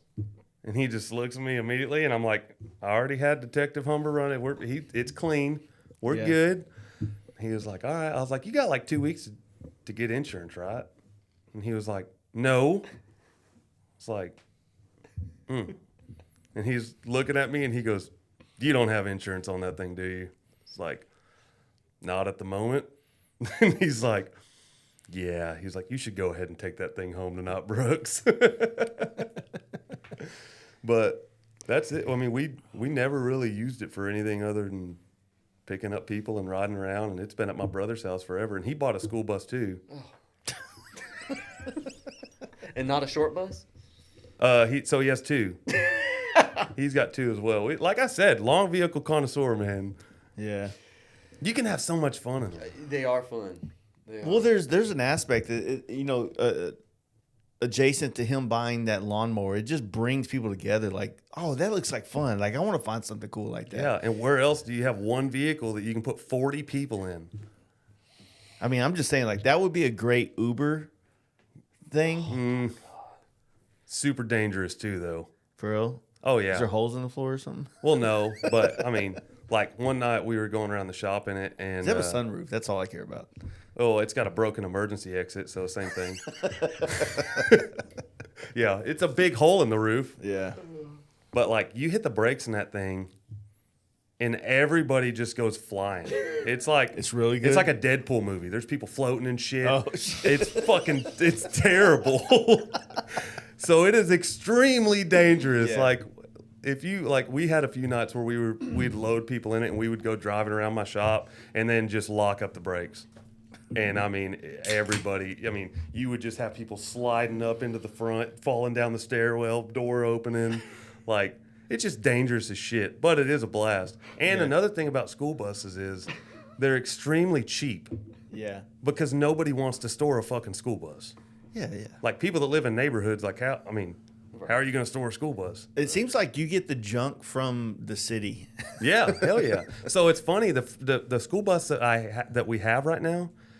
My wife's one of her family members actually stole it from Fruitvale ISD, went to jail for it, got out of jail, and then thought it'd be funny to buy the bus at auction, the same one he stole.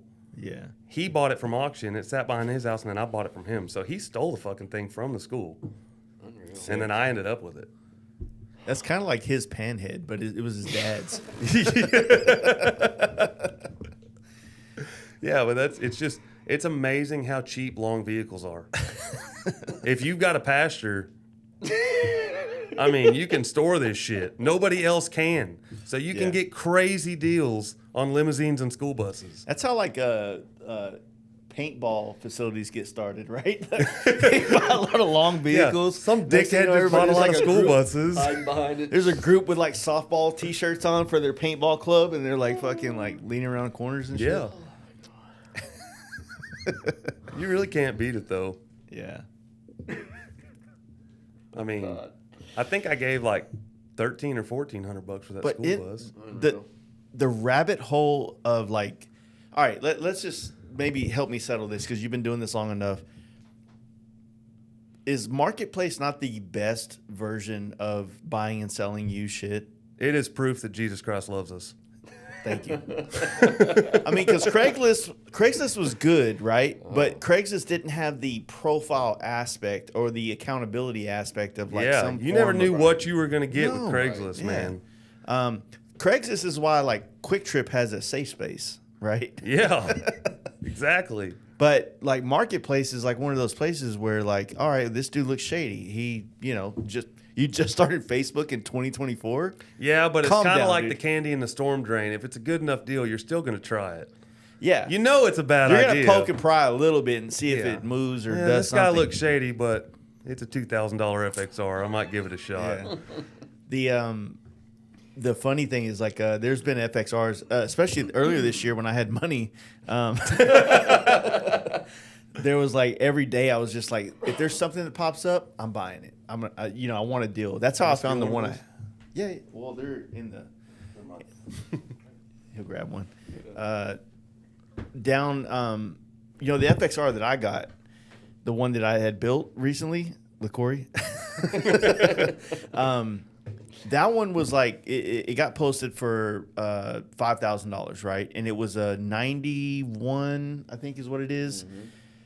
I don't know the model. I'm not that much of a nerd about it. It's just like it's an FXR. I don't give a shit. I'm changing everything about what it was. It's gonna be my FXR, right? $5,000 sight unseen. I said, hey, look, it doesn't run.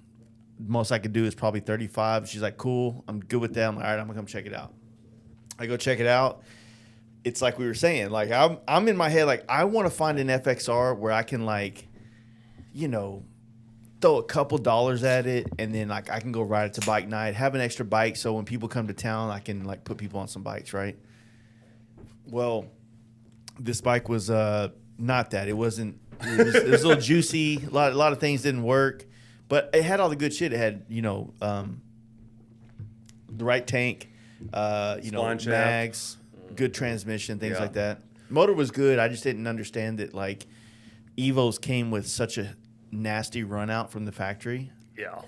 I didn't realize that. So when I did the run out on that thing, it was like something. If you put it on an M8, you'd be like, this motor's trash. Well, that was factory spec. When we split the cases, that run out was written on the fucking thing from the factory. Wow. Like it was wild. It was like engraved in the what is the fucking thing? The Talking about on the crankshaft. cam chest? No, on the crankshaft. On the flywheels? On I've never yeah, seen that. essentially. Wow. It was like it was written on it. It was weird. It was like, but here's the thing is like the run out on the end where my tool checks it was gnarly, but the run out on the bearings of the cases was a different one, and that was actually etched in the on the crankshaft. Interesting. Damn. I don't think I've pulled that many Evos apart down to flywheels. Yeah. Usually they're pretty. Yeah. They're pretty Oil So and gasoline. funny. Hey, for the most funny part. thing was, so Rennie had a 91 the same years, kind of the same bike. And remember, I went down to Texas Hills. I was like, well, Rennie has an extra motor. He said he'd sell it to me for $600. So while we were at his shop, I was like, hey, like, you have a run out tool? You just check it real quick. Exact same run out as the one that I had. Wow. That's why I realized that it was factory spec. I just thought he had a shitty motor too at the time. Right. So then we go down the whole rabbit hole of like making this Evo motor perfect. You know what I'm saying? So, Yeah. Man, Evo motors were meant to be not perfect. Man, I love them.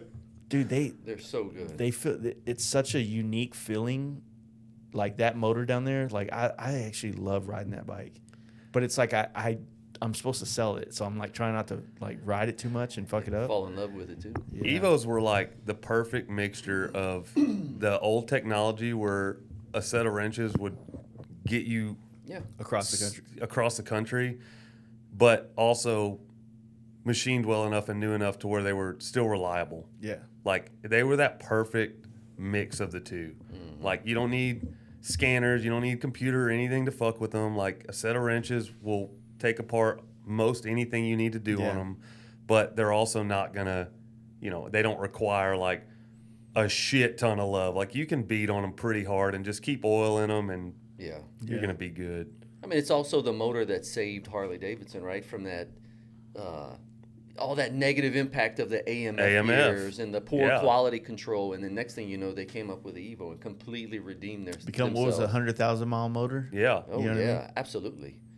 But I think, wasn't it developed in conjunction with Porsche as well?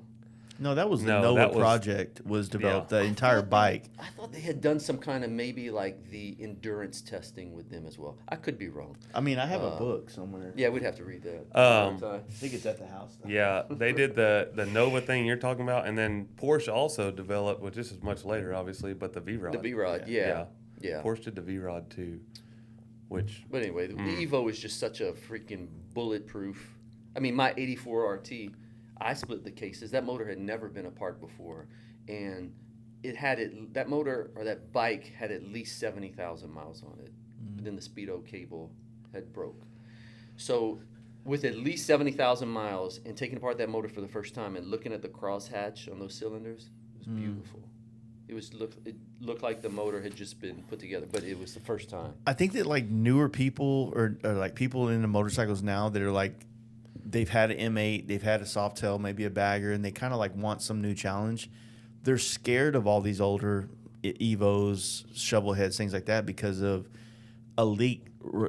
A leak on a new bike is like, oh, I got to fix it. I'm not going to ride this bike till I fix it. You know what I mean? As opposed to like, some of the, early Evos is like the chain oiler, right? Like that was a shit show, but it didn't mean the motor wasn't working. You know what I mean?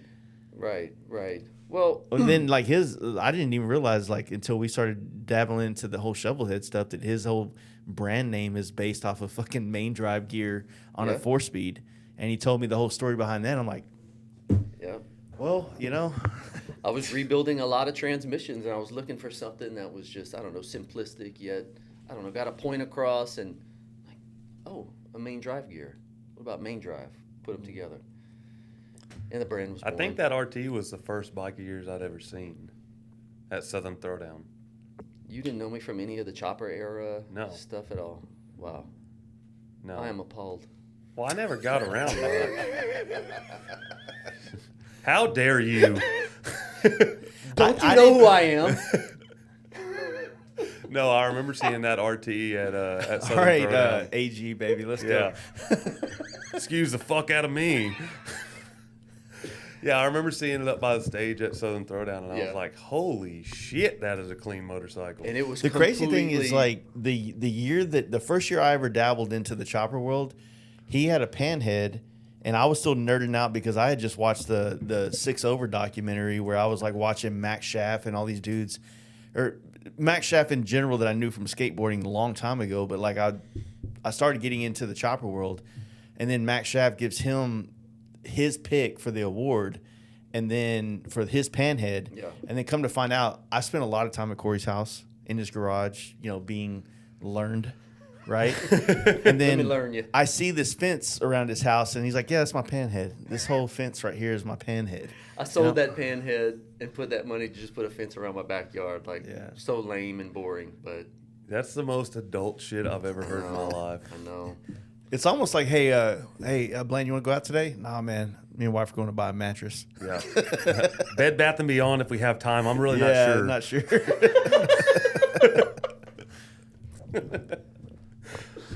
But that's what sucks. It's like, adult stuff, man. You What make can fun you of say? that, and then you get in that position. You're like, well, I mean, I kind of do need a fence around my backyard. I do have this thing that's worth money that could solve that problem, Yeah, that's we live on a creek out on Kickapoo Creek outside of Canton, and that comes with its own challenges because the bugs out there. Oh, but it doesn't ever flood or anything like that? Or? No, it doesn't flood, but there's fucking mosquitoes that can carry your firstborn away. Yeah. Like, they are fucking gnarly out there. Goddamn fucking, what are those monkeys on goddamn, Jumanji? no, not that one, but I mean, that too. the goddamn monkeys on Toto, fucking Wizard of Oz. Wizard of Oz. There you go. There we go. Yeah, dude. That's what living on a creek does. Yeah. I mean, some of the shit Y'all out have like there- a alligator guard and stuff like that in there? Yeah. Oh, no, not in our creek, no. Yeah. But I'm lucky as shit that I bought property next to the coolest old dude ever. and he's got almost 700 acres, and he just lets us have free reign of it. It's his vacation place. He just goes out there on the weekend. He's a lawyer in Dallas, but he just lets us have free reign of it. So, like, we kind of talked about selling it and building another house. And then I told my wife, I was like, we can't leave this place. Like, we bought, our measly little land and ended up with access to 700 acres. Like, Yeah. we can't leave here. And so I take my boy back there, and there's like 6 or 7 lakes on it. We go fishing all the time, and it's just like heaven. And I'm like, I can't leave here, man. But the mosquitoes, man, they're terrible. And my wife's like, what can we do to fix this? I'm like, nothing. It's a creek. Like, they're gonna be here. Yeah. There's nothing we can do about it. It's like living in the woods and bitching about sticks. It's just part of it. Yeah. It's part of the experience, babe. Yeah. Light a fire and pray for the best. Yeah. Get over all that scared of DEET shit, because you're going to be coated and off every night. Exactly. Yeah. You develop a new form of, like a skin cancer because of all the off that's been applied over the years. Hey, well worth it. Yeah. Sign me up. Yeah. The old Kickapoo Creek cancer. Kickapoo. Yeah, there's it's I don't know what I would want to do if I was gonna buy. I want land, but I don't really want that much land. Like I want enough land to have a shop, and I want land in the desert. Let's just be real. I don't want to fucking mow that shit. I don't want to have to deal with like landscaping. No chance. I mean, you got a deep experience of the desert through walking. Yeah. Is that what I heard? But to me, like, I don't know. Like, I just I love the landscape, and maybe riding through it, like, I don't get to, like, take it all in the same way. But just think about everything that's out in the desert. Everything out there is tougher than we ever thought about being. Yeah. Like, the desert is a harsh-ass place. It's like fucking rattlesnakes. Yeah. No thanks. You can see them, though. They're like... Oh, yeah. You can. Nowhere to hide. Until the time you don't. Yeah. No, everything out in the desert, man, is just like, it's just unforgiving. So to live out there, it's like, no, man, I need to be somewhere with some water or a creek. Yeah. Yeah, being literally like I was born a mile outside of downtown Dallas. Literally spent my entire life within this vicinity of the city. I'm not a country boy at all. Like, I'm also not a city boy in the new terms of what city boy means, but in the old terms, yeah, like I fuck around the city. But I mean, the first time I ever camped in my life was Giddy Up. You don't like East Texas? I do. I don't. My homies out there, we go to their house. We've camped in the yard, things like that, but we don't like. You don't want to try to find land out there instead of the damn desert? It's been a thought, 100%. Like it, like the land out there is pretty. I mean, especially when you go to Born Free. I think that maybe we could talk about Born Free some from here. When you're riding out there, I think that like your association to land out here, especially if you're from Dallas, you don't think about going to East Texas to ride, right? Yeah. You think of hill country, you think of Talamina, you think of like even Possum Kingdom Lake, you know what I mean? But even in this short part of that little video I put out of going to Born Free, the route that we take from my shop there is fucking beautiful. Even leaving here, within 5 miles, we're in some nice roads. And heading south of there, there's so much more good shit too. Yeah, you could see it. Like there is so much good riding out in East Texas and I didn't know, and we went and rode Twisted Sisters, did all the typical rides that everybody'd go do, whatever. And then I remember I was just sitting there looking one day. I was like, well, we want to try to find somewhere new. And I was looking up the best rides in Texas, just Googling shit. And it popped up 315 from Edom to Palestine, which is 10 minutes from my house. Yeah. And I was like, what? Like, really? And so one Saturday, and I'd never rode that road at all. Yeah. And every time we went to Palestine, we went down 19, took the typical route. And so I told Cody, I said, let's go check out this 315, go ride down there and see what it's about. And it is freaking awesome. It is a beautiful, beautiful ride. You just go take 64 out towards Tyler, hit 315 and Edom, and just go straight down to Palestine. And you're straight, like, you're on like almost a ridgeback the whole way. And it's nothing but wide open fields and pines.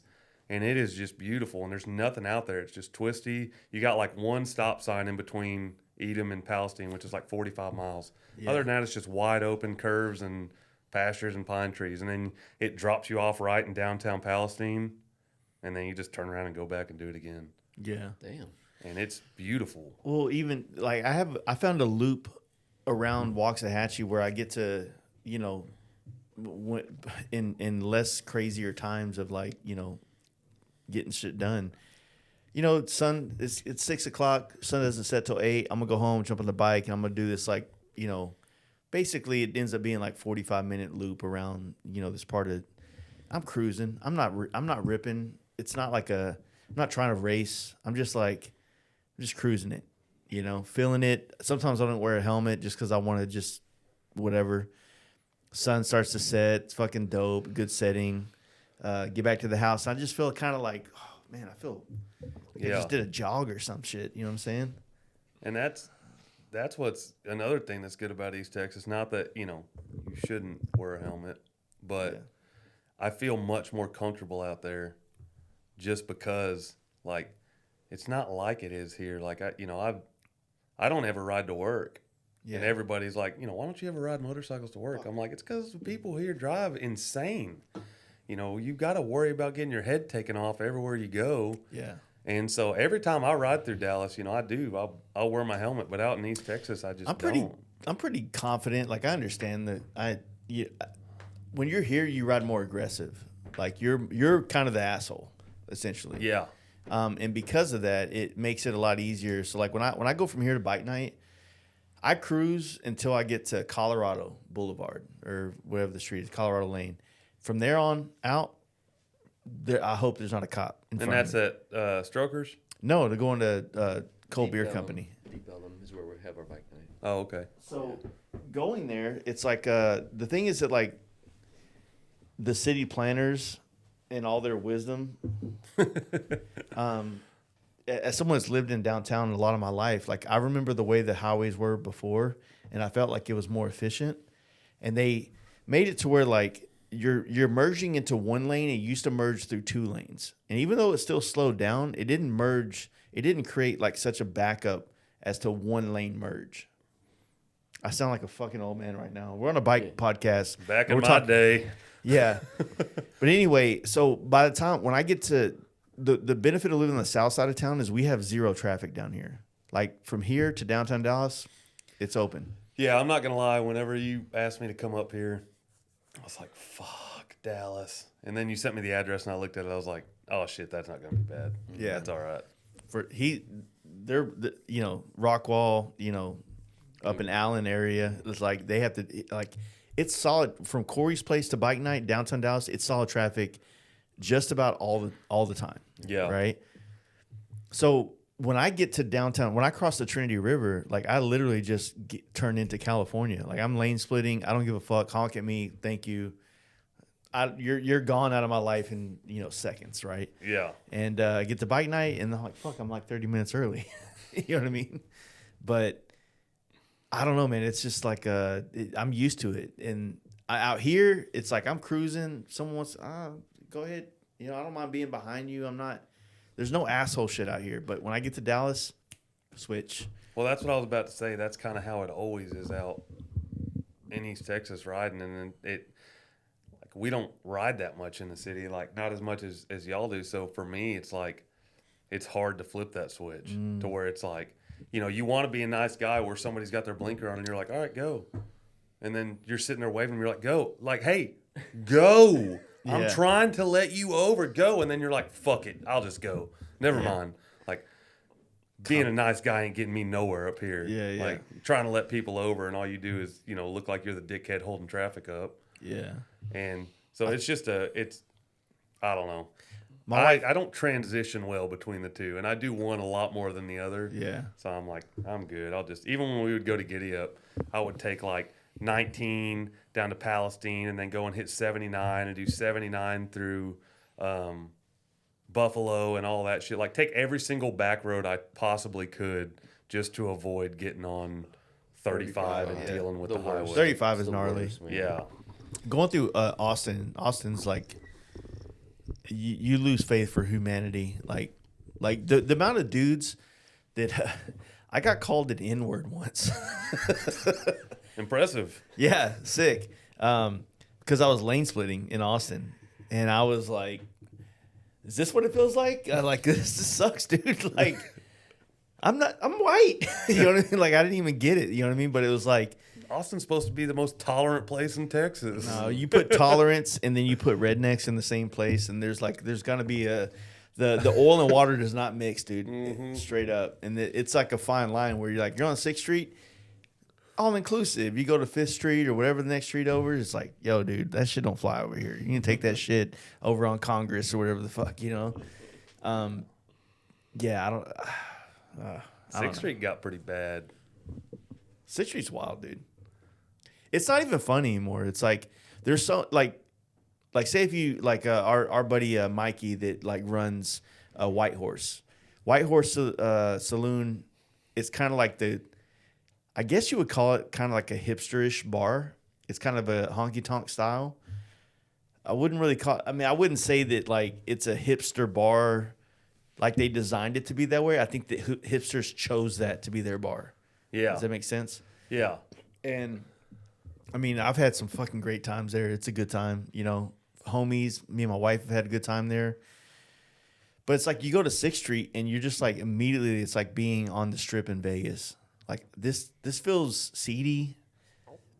Yeah. But it wasn't always like that. No, it wasn't. Like, that was the only spot for a long time. I lived down there for a couple years in Round Rock, and we'd go down there a lot, and it was always like, you know, just a good time. And then I don't know, it was probably 5 years ago we went back down there, and I was like, oh shit, man, this ain't my vibe. Like I'm getting out of here. Well, like in Dallas, we have an area called the West End District. I don't know if you ever remember that. Like when we were growing up, the West End was kind of like that. You know, as kids, you know, this is kids. Like this was like the place to be. It had a Planet Hollywood. It was like there was kind of nightclubs there, but there was also like daytime shit. Like it was a great area, but the real estate aspect of it pushed so much people out of it. It was so high, and I think that's what's happening on 6th Street. Is that you have people that they need a festival in town. They need a rock rally. They need something to fill those streets with like tourists. You know, because most of the locals are not going to go deal with that shit. No. They've already found their hole-in-the-wall bars on the outskirts of town, and that's where they're going. Yeah. You know? For sure. My mom and my sister both live down there, and my sister doesn't ever go to a bar, but my mom, she found like, I think it was Don's Depot or something that she would go to, and it was like, that was like their place. And it was like you're talking, it's a little hole in the wall. It was, you know, a little bit away from everything, and that's where she went because it was, you know, trouble-free. Go down there and have a good time and leave. When you frequent alcohol, all you really want is a bartender that knows what you like to drink. That is the coolest fucking feeling in the world. You walk into when I go to our bike night, it's like he knows the 4 things I might choose. What are we doing today, Jace? Guinness, you know, Montucky, Jameson. What are we doing? It's like so that feels good to walk into a place. It's like it's probably not the best feeling in the world. It's like, hey. He knows all my, you know. Hey.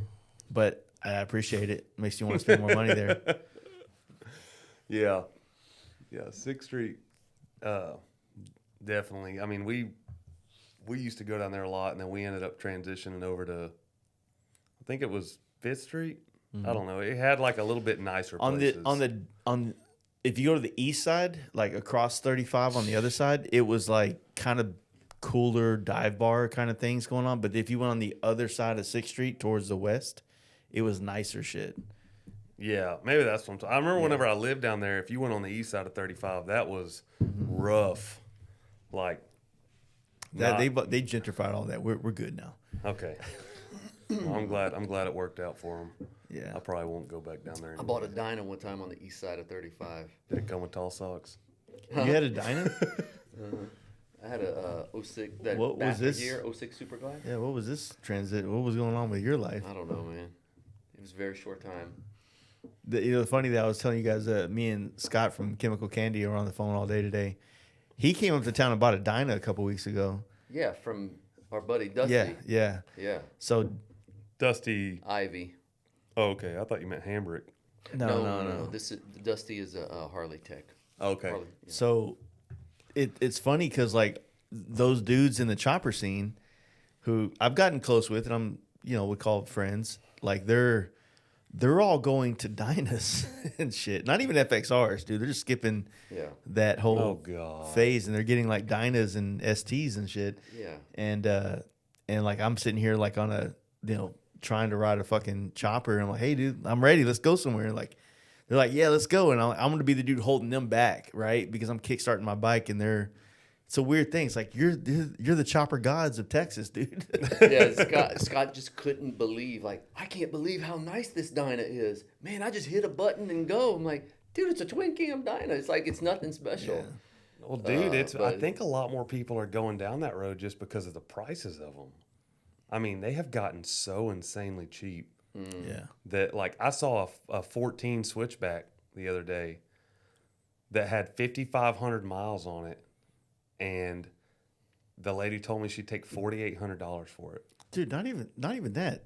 M8 lowriders are less than $8,000 now. It's Keep on coming, baby. That's going to be my next build after this. Yeah. Well, and that's why I've got that Road Glide that I can't freaking give away. That Justin Kelly did a lot of the engine work on it, and it's all upgraded. Like, it's had all kinds of stuff done to it. The D&D header, it's got fuel and cam chest in it, all that shit. But you can't give the damn bike away. What year is it? It's a 14. Okay, so that's the previous fairing. And Yes. yeah. 13. Maybe it's a 13. 14 was the year it didn't exist, right? Yeah, 14's there's no Road Glide in 14. Yeah.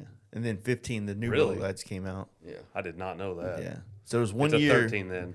Yes. Yeah, there was 1 year of Road Glide that they didn't exist because a 14 Street Glide is the Rushmore, so CAN bus, all that shit. Yeah. And then 15 Road Glide is when they changed the whole fairing style and all that So you shit. got the big ugly fairing. Yeah. With the dual round headlights. Yes. It's Yeah. hideous.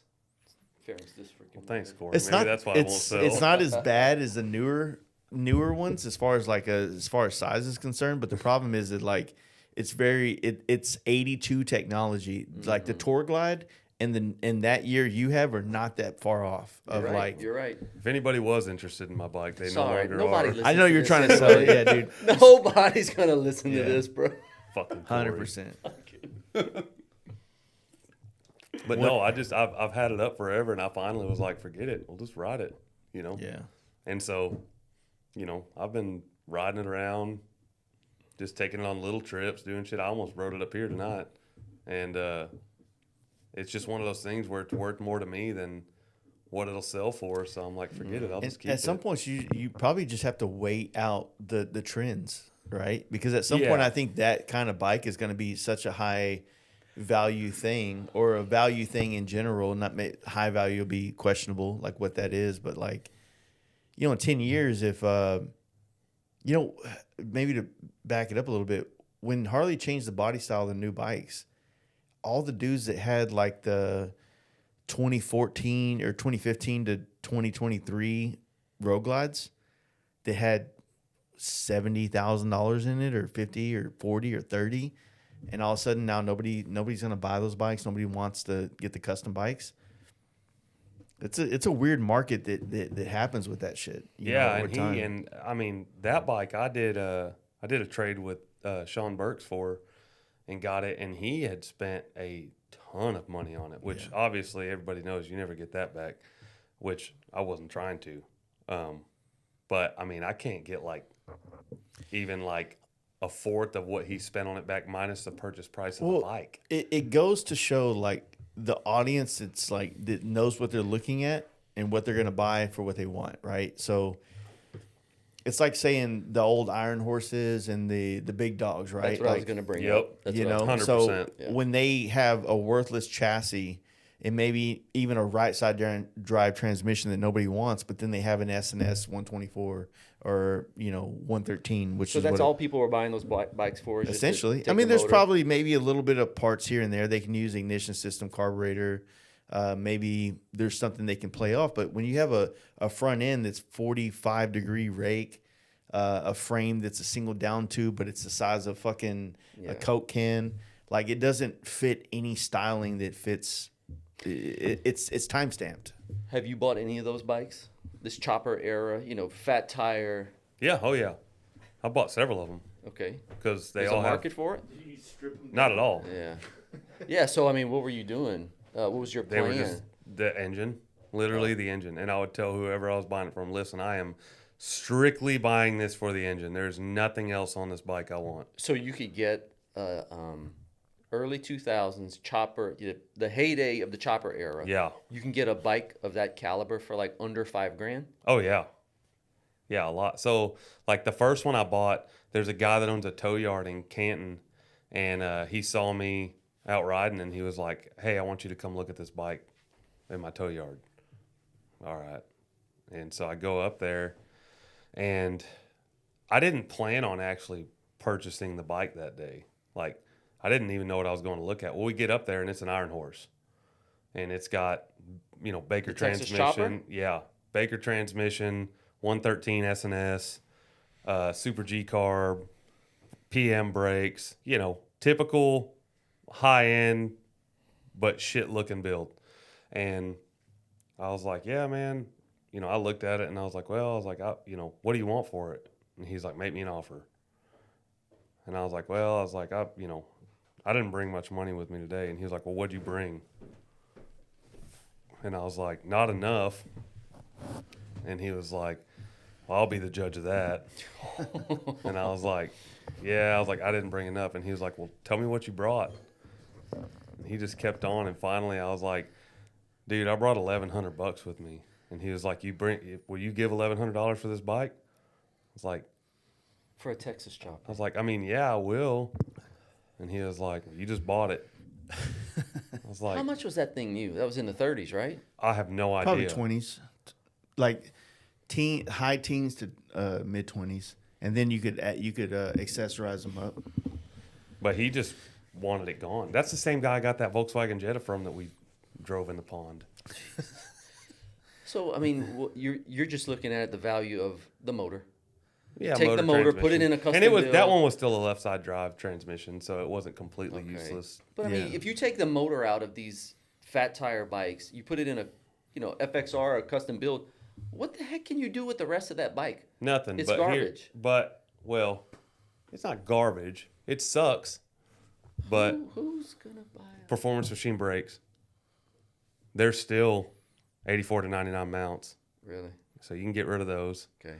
You got a title, which in my world is worth something. Numbers, yeah. And then, if you've got the left side drive transmission, then you've got a normal primary, you've got all that stuff. So all that stuff is good. I mean, short of the wheels, front end and frame, everything else is still there. And if you get the bike for like I did, $1,100, I've never heard of something that cheap though. you're going to cover all your costs and then have a free S&S engine. This is an idea for a build-off competition. We buy some of You these gotta fat tire era bikes, and we'll see who can chop it up and actually turn it into something cool. Yeah. But you're forced to work with that platform. That's actually not a bad idea. That's a bit. Be What entertaining. also An think idea. about how many dudes like that they cut their teeth in that era and they're still living off of that era, and like it's a They don't parody. get it. Yeah. It's a parody now. Like, hey, we're gonna take this joke of an era of a bike and we're gonna, dude. What a horrible era to come up in. This is what we came up in, right? Well- Like early 2000s. It's not It that was it was a hideous. horrible era. It's just that like some people latched on to like the worst parts of it. It's the same like if you think about the big wheel era, there were people that latched on to the ass into that era as like that was the gospel for them, and it's totally missed the point of motorcycles. Like as somebody that was a part of that world, I would say like the early part, it had some coolness to it. There was something badass, but then it got really weird really quick, and lost every bit of like credibility it had, right? And Same that- with choppers. The same thing with the TV chopper shit. Like when you have guys like Lane and Larry and all these other master craftsmen building what was cool at the time, you know, I was about to say that was the difference with the guys you're mentioning, though, is those dudes, like, regardless of what they happen to be building at the time, like those were actually like super talented guys. Yeah. Like they were really good at what they were doing. But then you also had, you know, the kit guys, where it was if it didn't bolt together, it wasn't gonna go. I'm gonna talk a little shit right now. The yeah. most talented dudes of that era, I don't think they were really into bikes because all of them are car guys now. You know what I mean? Like the who? bike. I don't want to name any names because, like, first off, I'm a little too drunk. I had a whole fucking collection down here to recollect. But from the era of that, the most talented metal fabricators, shapers, they were all more into the hot rod car culture, and most of them are more known in that world now. If you know, being still around, they dabble in bikes, but they're not bikers the way that like we think of Indian Larry or, you know, Billy Lane or, you know, said, you know, Jesse James is more of a car guy as well, right? Yeah. If you think about it. Like, I think it's just too lucrative, right? They can't turn down that big car money. Well, it goes back to like, you know, when I first started doing this podcast, and I just never understood the idea of how you want to build this, but you don't want to ride it. Like you're more into the fabrication and the customize of it, not so much the experience on it. And I didn't understand that. And Well, I the car do world, now. the car world is so much more. There's so many more people involved in that too. There's money in that. There's Like, no money in motorcycles, big man. money. It's nothing for guys to get a car built and spend 300, 400 grand, you know, for these big baller Let's be real. kind of guys. A dude that can spend $100 grand on a motorcycle already has a couple $100,000 in cars. Yeah. You know what I mean? Yeah. Okay. But like Yeah, Travis Bolt, he had a guy that he knows that bought a car from Mecum Auction that they had like a $230,000 bill on a 52 or 53 Mercury, and the guy bought it at Mecum, and he just told Travis to take it. Take it. Yeah, he said I've been moving it in and out. He said I don't ever drive it. He said just take it. And so Travis has it at his house now, and he's like, shit, yeah, you know, cooler than hell. And I went out there and looked at it, and it's all, you know, all the typical custom shit. It's got the wheel, you know, the old fucking wagon wheel in the back that flips down to get in the trunk, and it's got the, you know, door handles are shaved. You got to reach in and press a button to pop the door, like all kinds of shit. But it's like whoever built that car spent $230,000 on it, and what? then To and flex then, on people, and then you're not even going to use it. yeah, and then somebody bought it at Mecum, and then somebody, you know, told Travis to just take it. Me and Travis went to Lucky's in it the other night. This is like you and I talk about it on every podcast. Like spending money, flexing on people with how much money you spent on your build, that's meaningless. Like that shouldn't be the reason or the motivation for any of these cars or bikes. No, because it doesn't matter how much money you have. There's always going to be people out there that have way more than you do. Yeah. Like that's a battle you're always. gonna I'm never lose. impressed by how much you spent. Never. Yeah, Will that's never kind of impress the me. that's kind of the telltale sign, and we gotta wrap this up. We can keep going on something else, but we gotta wrap this one up here in a second. The biggest thing that I've noticed, Corey and I have talked about quite a bit ad nauseum, maybe in personal conversations, not so much on a podcast, but the world that wants to be in this world that only has money to offer, no time. They tend to, you know, they keep us alive. Like a shop like me, they keep us going. But unfortunately, when it comes to the Born Free hangout around the fire, it's hard to include them because their investment into that fire is not the same way as the rest of the people around the fire. And it becomes hard to acclimate a world of doers and a world of like Spenders. investors. Yeah. You know what I'm saying? And it's 'Cause not what are you that going to talk about with those people if all they know is paying the bill for it? the problem is that some of them can transcend and come into this world and like put themselves in that spot where their money does not make up who they are.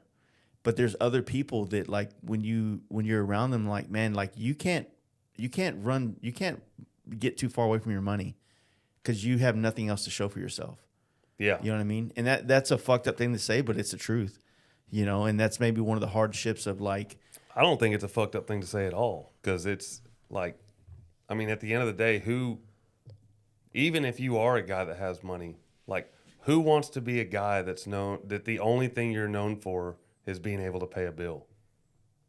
Like, even if you're a guy that has all the money in the world, But, you know, yeah, but I mean, like in the as a world man, as men, if somebody says like your only attribute is that you can swipe a card, that might be the most insulting thing you could ever say to me. yeah. Like, so it's like, if that's your only attribute, if that's the only thing that you have to hang your hat on, like, you suck. Yes. Well, what I would say to that is that if you're gonna swipe a card and then insert yourself in circles with you know, blue collar, not that those dudes are not blue collar, that's probably a bad analogy, but like, you know, if you don't know the difference between SAE and metric, but yet you have the baddest bike in this event, but you want to hang out at the event with all the dudes that are, you know, grinding, trying to get to the top. You know, here's the thing is like, the bike world smells money, right? If you have thousands of dollars and you're spending and you come to Born Free one time, it's the whole fucking bowl knows. Yeah. You know what I mean? And then next thing you know, everybody's your friend, right? And they're all your friend because they want to, oh, hey, man, so you're building your first fucking panhead, huh? Oh, man, who's doing it, man? Oh, yeah, he's a good dude. But, you know, what do you mean, but? I don't know, man. He's, you know, yeah. People get in, like, that is the fucking telltale sign. I watch it happen in performance baggers, big wheel baggers. I see it happening now where dudes, they get on fucking, you know, forums. They get on fucking group threads where all their other rich buddies are, and they talk, and they're like, no, the best guys to do a performance bagger is this one brand that just started doing performance baggers a year ago. They used to build big wheels, and they used to shit on performance baggers until they realized that their scene was gone. And now they're building performance baggers because they have no fucking place to go. And they're the best performance bagger builders there is. Like, we were doing this shit for so long, but I'm venting right now, so to be fair. Well, it's a fad chase. And it's a fad chase, right? That's the thing I love about old bikes, though, is that they've never gone out. They can't do old bikes because they don't understand it. Yeah. And you can always chase the fad, but you're always going to be, you know, you're going to be playing that game where you get caught up on the tail end, you put money in the wrong build all of a sudden the fad dies and you're fucked. Yeah. You're stuck with your shit. You got a big dog. You're stuck with this inventory. Exactly. You got a big dog. You got the Mastiff, and you're screwed. The Mastiff. And It's a right side drive. Like, that shit don't work. Yeah. It's like, They told me it was the most balanced transmission and rider thing. Nah, dude, it was a fucking cop out because they didn't want to do a jack shaft to get a fucking 280 on the back of their bikes. yeah, that's the thing is, you know, the old bikes, I'm not throwing names out there, so I'll leave it at that. But there's been several other shops that have done the whole fad chasing thing that we've talked to, and it's like, hey man, like, you know, there's a lifespan to this. Like, this shit's about to go out. It's like, no way, man. Bro. It's like, yeah. Are you talking about the ones down the street from your shop? No. I will tell you about that one. What's it? Wait. Now I don't know who you're talking. There's Hey a couple guys, down the street. is it on me? Hey guys, this was a great podcast. I want to thank Brooks Blanton for coming out and sharing these fucking crazy. You walked across the United States, dude. What the fuck? Who does that? I want to thank Corey for coming and being the liaison of this conversation and all these good times. We have shit to talk about, and we're gonna end this right here. I want to say thank you and.